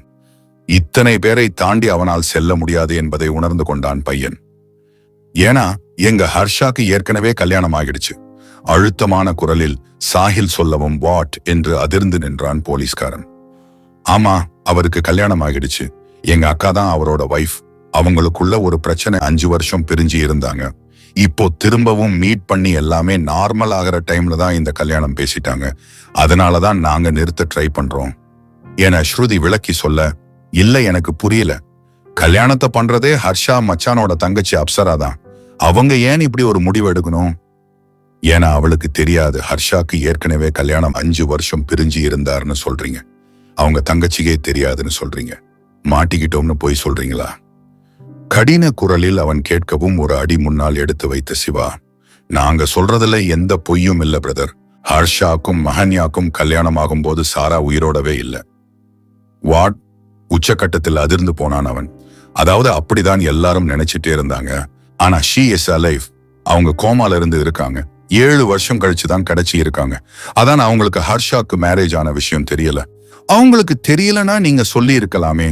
ஏன் இந்த அளவுக்கு கொண்டு வந்தீங்க? அது அவ்வளோ ஈஸி இல்ல மிஸ்டர் சிவபாலன். ஹர்ஷாவும் மகாவும் பிரிஞ்சு இருக்காங்க. அவங்க ரிலேஷன்ஷிப்பே ரொம்ப காம்ப்ளிகேட்டா இருக்கு. அவங்களுக்கு கொஞ்சம் டைம் கொடுத்திருந்தா அவங்களே சேர்ந்து இருப்பாங்க. ஆனா அதுக்குள்ள சாரா கல்யாணத்துக்கு ஏற்பாடு பண்ணிட்டதால ஸ்டார்ட் பண்ண இடத்துலயே வந்து நிக்குது அவங்க ரிலேஷன்ஷிப் என்றான் நிரவ். எனக்கு புரியுது. ஆனா இதுல என் தங்கச்சியோட லைஃப் தானே ஸ்பாயில் ஆகுது. அவ பத்தி ஏன் நீங்க யாரும் யோசிக்கவே இல்லை? நாங்க அவங்கள பத்தி யோசிச்சதாலதான் இந்த கல்யாணத்தை நிறுத்த ட்ரை பண்றோம் சார். ஏன்னா ஹர்ஷாவால என் தங்கச்சியை மறந்துட்டு இன்னொரு லைஃப் வாழவே முடியாது. அவர் பல்லவிய கல்யாணம் பண்ணிக்கிட்டா அவங்களோட வாழ்க்கை நல்லா இருக்காது. அதான் சொல்றோம் என்றாள் கங்கா. இப்போ நான் என்ன பண்றது? நீங்க எதுவும் பண்ணாம அமைதியா இருந்தாலே போதும் பிரதர் என அசோக் சொல்ல, ஓகே, ஆனா ஒரு ஹெல்ப். என் தங்கச்சி, அக்கா, சித்தி, பாட்டி இவங்கள மட்டும் கொஞ்சம் ரிலீஸ் பண்ணிடுங்க என்கவும் அனைவரும் ஒருவரை ஒருவர் பார்த்து கொண்டு தலையை ஆட்டி வைக்க, அவங்க எங்க இருக்காங்க என்றான் அவன். அவங்க ஸ்டோர் ரூம்ல தான் இருக்காங்க. நீங்க தண்ணி தெளிலே எழுந்துப்பாங்க யா சுயர் என்ற சாஹில் வழியை விட்டு நிற்குமாறு அனைவரிடமும் சொல்ல விலகி வழியை விட்டனர். நம் வெத்து கேங். அவர்களை தாண்டி வெளியே சென்றவன் அமைதியாய் சென்று விட பெருமூச்சுடன் அப்பா என முணுமுணுத்தனர். கொஞ்ச நேரத்துல பதற விட்டாண்டா எப்பா அலுப்பாக சிவா சொல்ல, ஆமான்னா எனக்கு ரொம்ப பயமாகிடுச்சு என்றாள் ஸ்ருதியும். சரி வாங்க, அடுத்து ஆக வேண்டியதை பார்ப்போம் என பாலா சொல்ல, இல்ல அதுக்கு முன்னாடி அப்பாவை எழுப்பணும். நானும் சாஹில் மச்சானும் போறோம். நீங்க ஹாலுக்கு போயிடுங்க என நிரவ் சாஹிலை அழைத்து கொண்டு சென்று விட மற்ற அனைவரும் கல்யாணம் நடக்கும் ஹாலுக்கு சென்று சோர்வாக அமர்ந்தனர். அப்துல்லா முகத்தில் தண்ணீரை சாஹில் தெளிக்க லேசாக கண்களை திறந்தார் அவர். அப்பா அப்பா, நான் யாருன்னு தெரியுதா? நீ எங்க இருக்குன்னு தெரியுதா என நிரவ் கேட்கவும் புருவம் சுருங்க அவர்களை அவர் பார்க்க, உங்க பேர் ஃபாசில் அப்துல்லா. உங்களுக்கு ஒரு லைஃப் இருக்காங்க. அவங்க பேர் அமிர்த தேவி. அப்புறம் உங்களுக்கு 2 பொண்ணு 2 பையன். மூத்த பையன் பேர் ஹர்ஷதேவ். அடுத்த பையன் பேர் நிரவ் மதுரன். ஈயானும் தோ இவன் தான். அப்புறம் ஒரு பொண்ணு, அவ பேர் அப்சரா. அவதான் என் ஆளு. அடுத்து கடைக்குட்டி ஷாலினி ஹப்சா. நான் உங்க ஒரே தங்கச்சியோட பையன் சஹில் ரியான். டிஎஸ்பியா இருக்கேன். இவன் டாக்டர். நீங்களும் டாக்டர் தான் என்றவனை நவன பார்த்து நிரவ், டேய் இதெல்லாம் ஏண்டா அவர்கிட்ட சொல்லிட்டு இருக்க என கேட்க, இல்ல நிரவ் மச்சான், பொதுவா இப்படி மயக்கம் தெளிஞ்சு எழுறவங்க நான் யாரு, நான் எங்க இருக்குன்னு தானே கேட்பாங்க. அதான் நான் முன்கூட்டியே எல்லா டீடைல்ஸும் சொல்லிட்டேன். என்ன மாதிரி ஒரு அறிவான மருமகன் கிடைக்க நீங்க ரொம்ப கொடுத்து வச்சு இருக்கணும் மாமா. அப்துல்லாவின் நெஞ்சில் லேசாக அடித்து வெக்க சிரிப்புடன் அவன் சொல்ல, அவருமே அவனை கேவலமாகத்தான் பார்த்து வைத்தார். என்னடா பண்ணீங்க? காட்டமாக அவர் கேட்கவும் தோளை ஏற்றி இறக்கிய இருவரும் தெரியாது என ஒரே குரலில் சொல்ல, கல்யாணம் நடந்துருச்சா என்றார் படபடப்புடன். இல்லல்ல வாங்க போலாம் என அவரை அழைத்து கொண்டு இருவரும் ஹாலுக்கு வந்து சேர ஐயர் மட்டும் தனியாக அமர்ந்து மந்திரத்தை ஓதிக்கொண்டிருக்க சாராவோ பதற்றமாய் அங்குமிங்கும் நடந்து கொண்டிருந்தாள். மாப்பிள்ளைய கூட்டிட்டு வாங்க என ஐயர் சொல்லவும் சாரா ஹர்ஷாவை அழைத்து கொண்டு வந்து மேடையில் அமர வைக்க பல்லவி தான் இல்லையே என்ற மிதப்பில் நம் வெத்து கேங்கால் மேல் காலை போட்டுக்கொண்டு அதை ஆட்டிக்கொண்டு அமர்ந்து இருக்க, பொண்ணை கூட்டிட்டு வாங்க என்று ஐயர் சொல்லவும் சுவாதி மற்றும் அவள் அக்காவுடன் அழகு பதுமையாய் நடந்து வந்து பல்லவி மேடை ஏற நம் வெத்து கேங்கிற்கோ இதயம் பட்டென்று வெடித்து போனது. அடுத்ததாக மகா மேடையில் ஏற இவென்ன 3வது முடிச்சு போறாளா? கடுப்பாக சிவா கேட்க, அவளோ இந்த கல்யாணம் நடக்காது, வந்தவங்க எல்லாருக்கும் நன்றி என ஹர்ஷாவை பார்த்து கொண்டே உரைக்க அவன் முகத்தில் எந்த உணர்ச்சியும் இல்லை. ஆனால் நம் வெத்து கேங்கிற்கு தான் எழுந்து நின்று ஆட வேண்டும் போல் இருந்தது. இந்த திருமணம் நடக்காது என மஹன்யா சொல்லவும் அனைவரும் புரியாமல் பார்க்க வெத்து கேங் ஒரு புறம் உள்ளுக்குள்ளேயே சாவு மேளம் அடிக்க தொடங்க சாராவோ பதறி போய் மஹன்யாவிடம் வந்தாள். அக்கா, என்ன பேசுறீங்க நீங்க? ஏன் இந்த கல்யாணம் நடக்காதுன்னு சொல்றீங்க? என்னாச்சுக்கா? மெல்லிய குரலில் சாரா கேட்க மகாவின் பார்வையோ ஓமகுண்டத்தை வெறித்து கொண்டிருந்த ஹர்ஷாவின் மீதுதான். அக்கா, உங்களை தானக்கா கேட்கிறேன். நீங்க இப்படி சைலண்டா நின்னா என்ன அர்த்தம் சொல்லுங்க அக்கா. அவளின் கையை பிடித்து சாரா உழுக்கவும் அவளை ஒரு பார்வை பார்த்தவள் எதுவும் பேசாமல் ஹர்ஷா அருகே செல்ல அனைவரின் பார்வையோ அவள் மீதே. தட்டில் இருந்த தாலியை எடுத்துக்கொண்டவள் ஹர்ஷா வா என அவன் கையை பிடிக்க அண்ணார்ந்து அவளை பார்த்தான் அவன். வான்னு சொன்னேன். அழுத்தமாக அவள் சொல்ல மறுப்பானா அவன்? இவளின் வார்த்தைக்காக தானே 5 வருடங்களாகவும் கடந்த 1 வாரமாகவும் அவன் தவம் இருந்தது. எதுவும் பேசாமல் மகாவுடன் அவன் எழுந்து நிற்க அவன் கையை விடாமலே மேடையில் இருந்து இறங்கிய மஹன்யா தங்களையே அனைவரும் பார்த்து கொண்டிருப்பதை கண்டு எல்லாரும் கண்டிப்பா சாப்பிட்டுட்டு தான் போகணும் என்றிட, அக்கா என்ன பண்றீங்க நீங்க என மேடையில் இருந்து இறங்கி கொண்டே கத்தினாள் சாரா. நம் வெத்து கேங் மொத்தமும் எழுந்து வந்து மகாவின் பின்னே நின்று கொள்ள ஹர்ஷா யாரையும் பார்க்கவில்லை. மகாவை மட்டும் தான் பார்த்து கொண்டிருந்தான். சாரரா, வீட்டுல பேசிக்கலாம் என்றவள் ஹர்ஷா கையை விடாமல் மண்டபத்தை விட்டு வெளியேறிவிட தோட்டத்தில் விளையாடி கொண்டிருந்த ஆரவ் மற்றும் சாரா மகாவை நோக்கி ஓடி வர அவர்களையும் அழைத்து கொண்டு கார் அருகே சென்றவள் ஹர்ஷாவை கார் கதவை திறந்து உள்ளே அமர வைத்துவிட்டு பிள்ளைகளையும் அமர வைத்துவிட்டு ஓட்டுநர் இருக்கையில் அமர்ந்தவள் வண்டியை எடுத்துவிட ஹர்ஷாவிற்கு நடப்பது எல்லாம் கனவா என்று இருந்தது. உள்ளே நம் வெத்து கேங்கோ டேய் டிஜே பாட்ட போடுறா என கோரஸாக கத்த அவனும் பாட்டை போட்டுவிட இறங்கி குத்தினர் அனைவரும். பெண் வீட்டார் எல்லாம் அவர்களை புரியாமல் பார்த்து கொண்டிருக்க சாராவோ அவர்களுடன் இணைந்து கொண்டாள். சாரா ஆடுவதை கவனித்தவர்கள் புரியாமல் ஒருவரை ஒருவர் பார்த்து கொள்ள, ஏய் நீ ஏண்டி ஆடுற என்றான் நிரவ் கேள்வியாக. அதுக்கு நின்னு போன கல்யாணத்துக்கு என்ன அழ சொல்றியா? வீட்டுல போய் பேசிக்கலாம். அது வரைக்கும் என்ன கூல் பண்ணிக்கணும்ல, அதான் ஆடுறேன். போடு போடு போடு என கத்திவிட்டு அவள் இறங்கி குத்த அனைவரும் மகிழ்ச்சியுடன் ஆடி களைத்தனர். காரை ஓட்டி கொண்டிருந்த மகாவையே ஹர்ஷா வைத்த கண்ணெடுக்காமல் பார்த்து கொண்டு வர, என்ன பாக்குற என்றாள் திரும்பியும் பாராமல். ஒண்ணுமில்ல என மெல்லிய குரலில் கூறியவன் அமைதியாகிவிட, என் கிட்ட ஏதாவது கேட்கணுமா ஹர்ஷா என்றாள் அவனையே பார்த்து கொண்டு. மம்மா, நீ முன்னாடி பார்த்து டிரைவ் பண்ணு, ஹர்ஷா கிட்ட அப்புறம் பேசிக்கலாம் என சாரா சொல்லவும் லேசாய் சிரித்தவள் ஓகே சாரா என்றிட, மம்மா நாம எங்க போறோம் என்றான் ஆரவ். எங்க போலாம்னு சொல்லு ஆரவ், அங்கேயே போலாம். எனக்கு எனக்கு ஏதாவது ஹில்ஸ்க்கு போலாமா? எனக்கு ஆசையா இருக்கு. ஓ போலாமே, எந்த ஹில்ஸ்க்கு போலாம்? மம்மா ஸ்னோப்டான் ஹில்க்கு போலாம். உனக்கு ஓகேவா சாரா?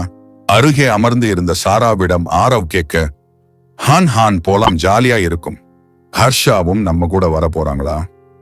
இவர்களின் பேச்சுவார்த்தையை எல்லாம் சின்ன சிரிப்புடன் பார்த்து கொண்டிருந்த ஹர்ஷாவை காட்டி சாரா உற்சாகமாய் கேட்டிட, இனிமே ஹர்ஷா நாம எங்க போனாலும் வருவாங்க என்றாள் மஹன்யா உள்ளார்ந்த அர்த்தத்தில்.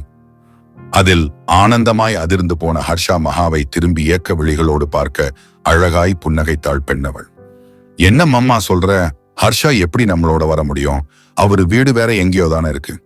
புரியாமல் வினவிய ஆரவை கேவலமாக பார்த்த சாரா, என்ன ஆரவ் ஸ்டூபிட் மாதிரி பேசுற? ஹர்ஷா வீடு எங்க இருந்தா என்ன? அவர் ஊட்டில தானே இருக்காரு. அதெல்லாம் ஈஸியா வந்துடலாம் இல்லையா ஹர்ஷா? சாவகாசமாக கேட்டவளை அள்ளி கொஞ்சம் அவன் மனம் பரப்பறுத்தது.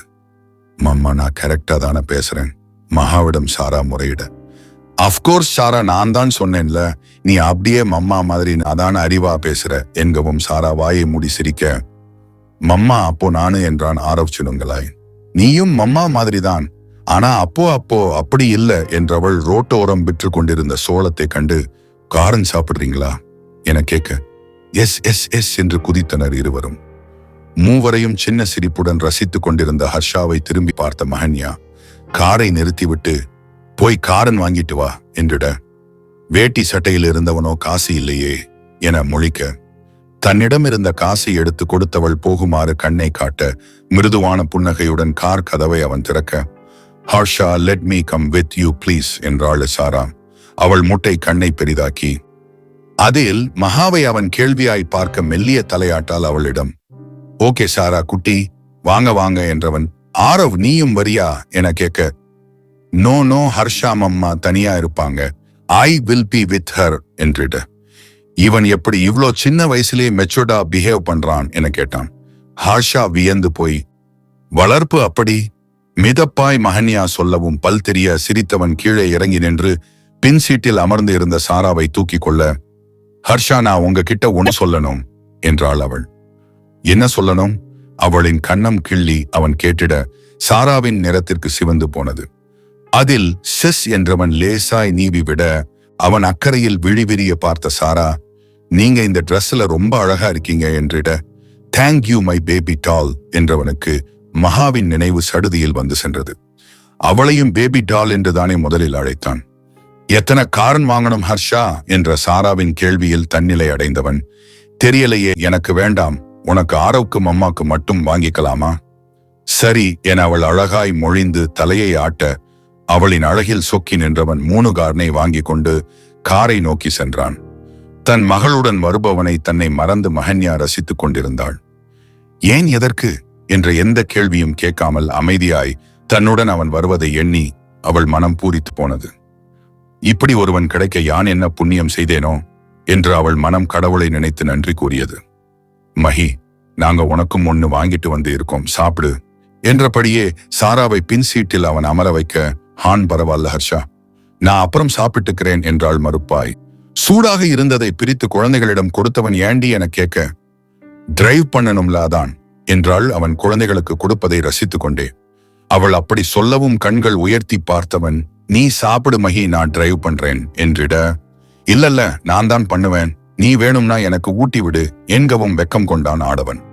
புதிதாக தோன்றிய உணர்வில் அவனுக்கு நெஞ்செல்லாம் ஏதோ வானத்தில் பறப்பது போல் உணர்வை தர அவன் முகத்தில் தெரிந்த வெக்கத்தை கண்டு அவளுக்கு சிரிப்பு வர அதை மறைத்து கொண்டு, என்னடா ஊட்டி விட மாட்டியா என கேட்க, அவளை நிமிர்ந்து பார்த்து புன்னகை பூத்தவன் மை பிளஷர் என்று விட்டு முன்னே வர அவளின் செவ்விதழ் பெரிதாய் விரிந்தது. முன்னே அவன் அமரவும் வண்டியை எடுத்தவள் ஹர்ஷாவை ஓரக்கண்ணால் பார்க்க கார்னை ஒவ்வொன்றாய் உரித்தவன் உதட்டை குவித்து ஊதி கொண்டிருந்தான்.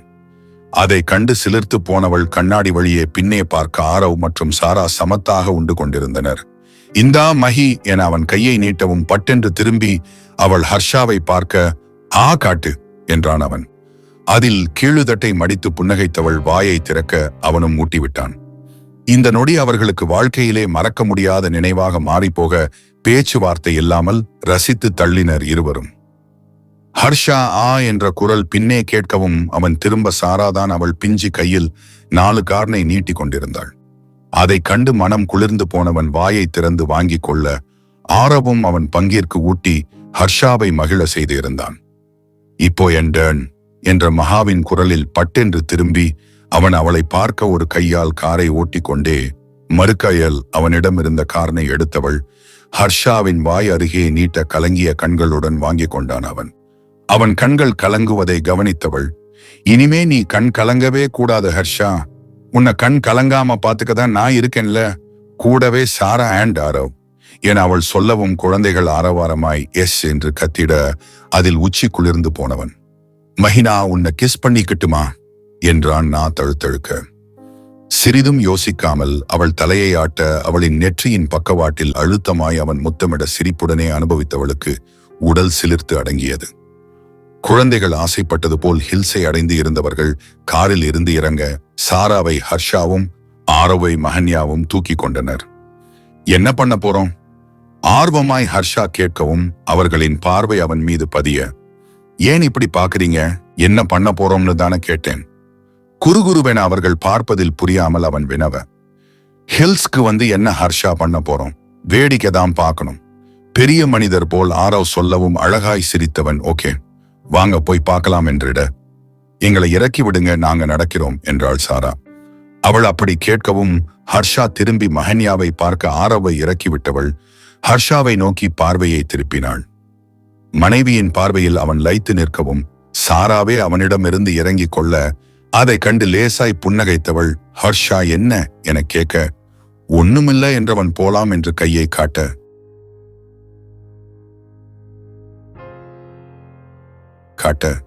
காட்டியவனின் கையை பிடித்து கொண்டவள் இப்படியே போலாம் என்றாள். கண்கள் சிமிட்டி, கேட்கவா வேண்டும், ஹர்ஷா வானில் பறந்து கொண்டிருக்க அவன் கையை தன் கையில் சேர்த்தபடி நடக்கத் தொடங்கினாள். நம் நாயகி. குழுகுழுவென இடம், அழகான மலைப்பகுதி, அருகே மனம் கவர்ந்தவள், முன்னே 2 குழந்தைகள், தன் கையில் அவளின் கை. இதைவிட வேறு என்ன வேண்டும் என்று தோன்றியது அவனுக்கு. காலம் முழுவதும் இப்படியே செல்ல வேண்டும் என்றெல்லாம் அவன் மனம் நினைக்கவில்லை. இந்த நொடியை அனுபவித்து வாழ்ந்துவிட்டு இறந்து போனால் கூட மகிழ்ச்சியே என்றுதான் அவனின் மனம் நினைத்தது. அவ்வளவு ஏங்கி தவித்து உள்ளான் வாழ்க்கையில். குழந்தைகள் கண்ணுக்கு தெரியும்படி ஒரு இடத்தில் மகா அமர் அவனும் அவளுடனே அமர்ந்து கொண்டான். சாரா ஆரவ் சேஃபா விளையாடுங்க என்று கத்தியெழும் மகாவிடமிருந்து கண்களை எடுக்கவில்லை அவன். கனவில் கூட நினைக்காத தருணங்கள் எல்லாம் நிஜத்தில் நடப்பதால் அவனால் இயல்பாக இருக்க முடியவில்லை. அனைத்திற்கும் எவ்வாறு ரியாக்ட் செய்வது என்று கூட அவன் புத்திக்கு புலப்படவில்லை. மிக மிக அழகான கனவில் மாட்டிக்கொண்டது போல் உணர்ந்தவனுக்கு அதிலிருந்து வெளியே வரும் எண்ணம் சுத்தமாக இல்லை.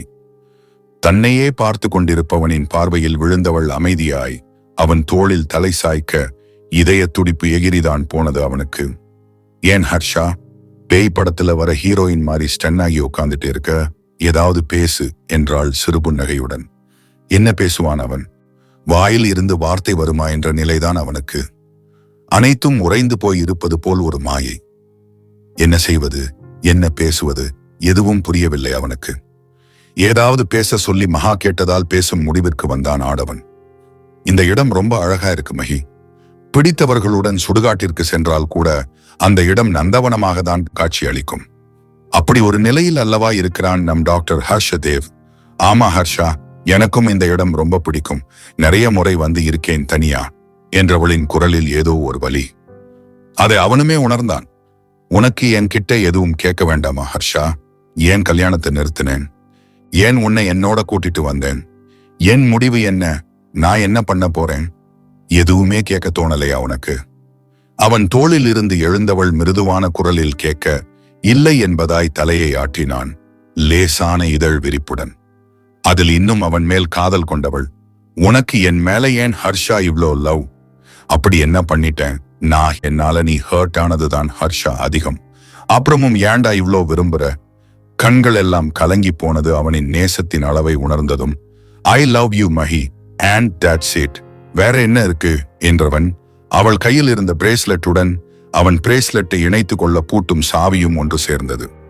அதை கண்டு மிருதுவாய் புன்னகைத்த மகா அடுத்த நொடி ஹர்ஷாவின் தோளில் பட்டு பட்டென்று அடிக்கத் தொடங்க கொசு கடிப்பது போல் திரும்பி தோளை பார்த்து கொண்டிருந்தான் ஹர்ஷா.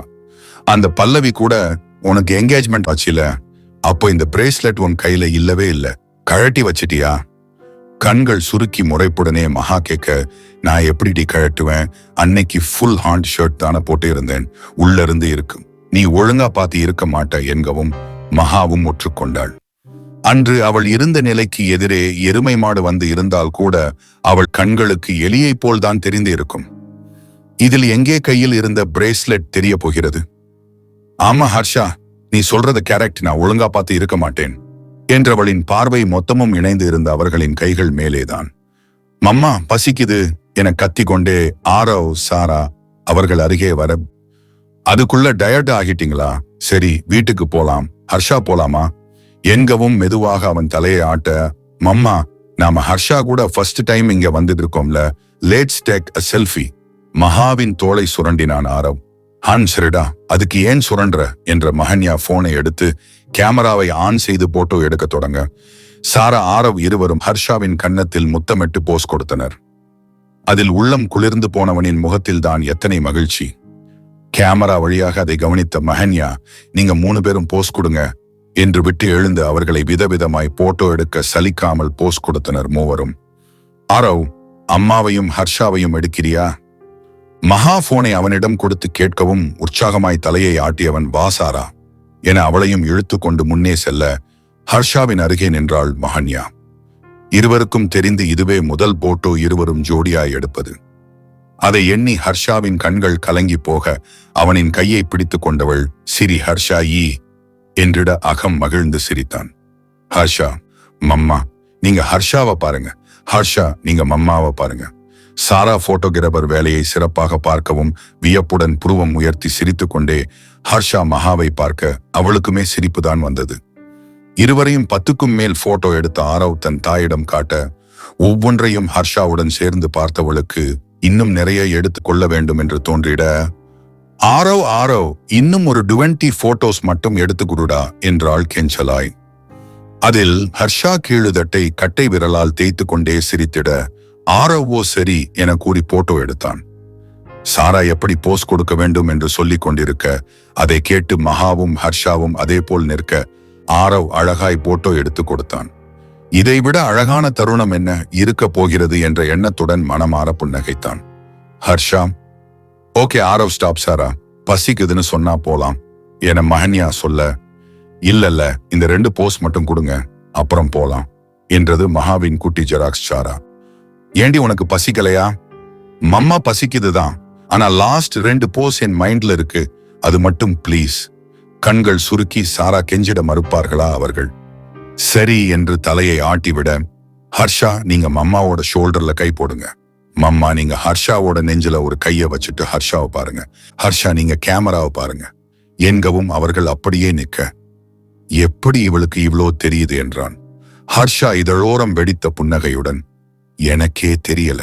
சிரிப்பை அடக்கிய குரலில் மகா சொல்ல, அடுத்த போஸை கூறத் தொடங்கினாள் சாரா. அதன் பின் மகா சாராவை தூக்கி கொள்ள ஹர்ஷா ஆரவை தூக்கி கொண்டான். இருவரையும் காரில் அமர வைத்த பின்னர் தான் ஓட்டுவதாக ஹர்ஷா சொல்லிட சரி என தலையை ஆட்டினாள். மஹன்யா, ஹில்ஸ்ல மேனேஜ் பண்ணிப்பியா என்ற சந்தேகத்தை முன்வைக்கவும் தவறவில்லை அவள். ஏய் நான் எல்லாம் ரேசர் டி, மிதப்பாக கூறியவன் வண்டியை எடுக்க, ஆஹான் என்றாள் இழுவையாய். என்ன ஹர்ஷா சொல்றீங்க, நீங்க ரேசரா? ஆர்வமாய் ஆரவ் கேட்க, ஆமா ஆரவ் நான் ரேசர். பைக்கார் கார்? கார் தான் ஆரவ், பைக் எல்லாம் இல்ல. மம்மா அப்போ ஹர்ஷாவே என்ன ட்ரெயின் பண்ணலாம்ல என்கவும் மகா என்று தலையை ஆட்ட எதுக்கு என்றான் அவன். எனக்கு ரேசிங்ல ரொம்ப இன்ட்ரெஸ்ட், மம்மா கிட்ட கூட சொல்லியிருக்கேன். ஓ அப்படியா, ஓகே ஆரவ், உன்னை ஒரு ரேசரா மாத்த வேண்டியது என்னோட பொறுப்பு என ஹர்ஷா சொல்லவும் அவன் ஆரவாரமாய் கத்த தொடங்கிவிட, ஏன் தான் இந்த பாய்ஸ் எல்லாம் இப்படி இருக்காங்களோ? Mamma say to him mamma. சலிப்பாக சாரா சொல்லவும், என்னடி சொல்ற என மகா கேட்க, ரேசிங் எல்லாம் சேஃப் இல்லைன்னு சொல்லு, இவன் ரேஸ் பண்ண வேண்டாம்னு சொல்லு என்கவும் மகா சிரித்து வைக்க, சாரா குட்டி அதான் ஹர்ஷா இருக்கேன்ல, அப்புறம் என்ன பயம் என்றான் ஹர்ஷா கண்கள் சிமிட்டி. எனக்கு பாய்ஸே பிடிக்கல் என அங்கலாய்த்த மகளை கொஞ்சிய மஹன்யா அப்படியே மம்மா மாதிரியே யோசிக்கிறான், என் தங்க பொண்ணு என்றிட அழகாய் புன்னகைத்தாள் சாரா. அதன் பின் நால்வரும் நல்ல ஹோட்டலில் விரும்பியதையெல்லாம் உண்டுவிட்டு வீட்டுக்கு செல்ல கொலைவெறியில் அமர்ந்திருந்தாள் பெரிய சாரா.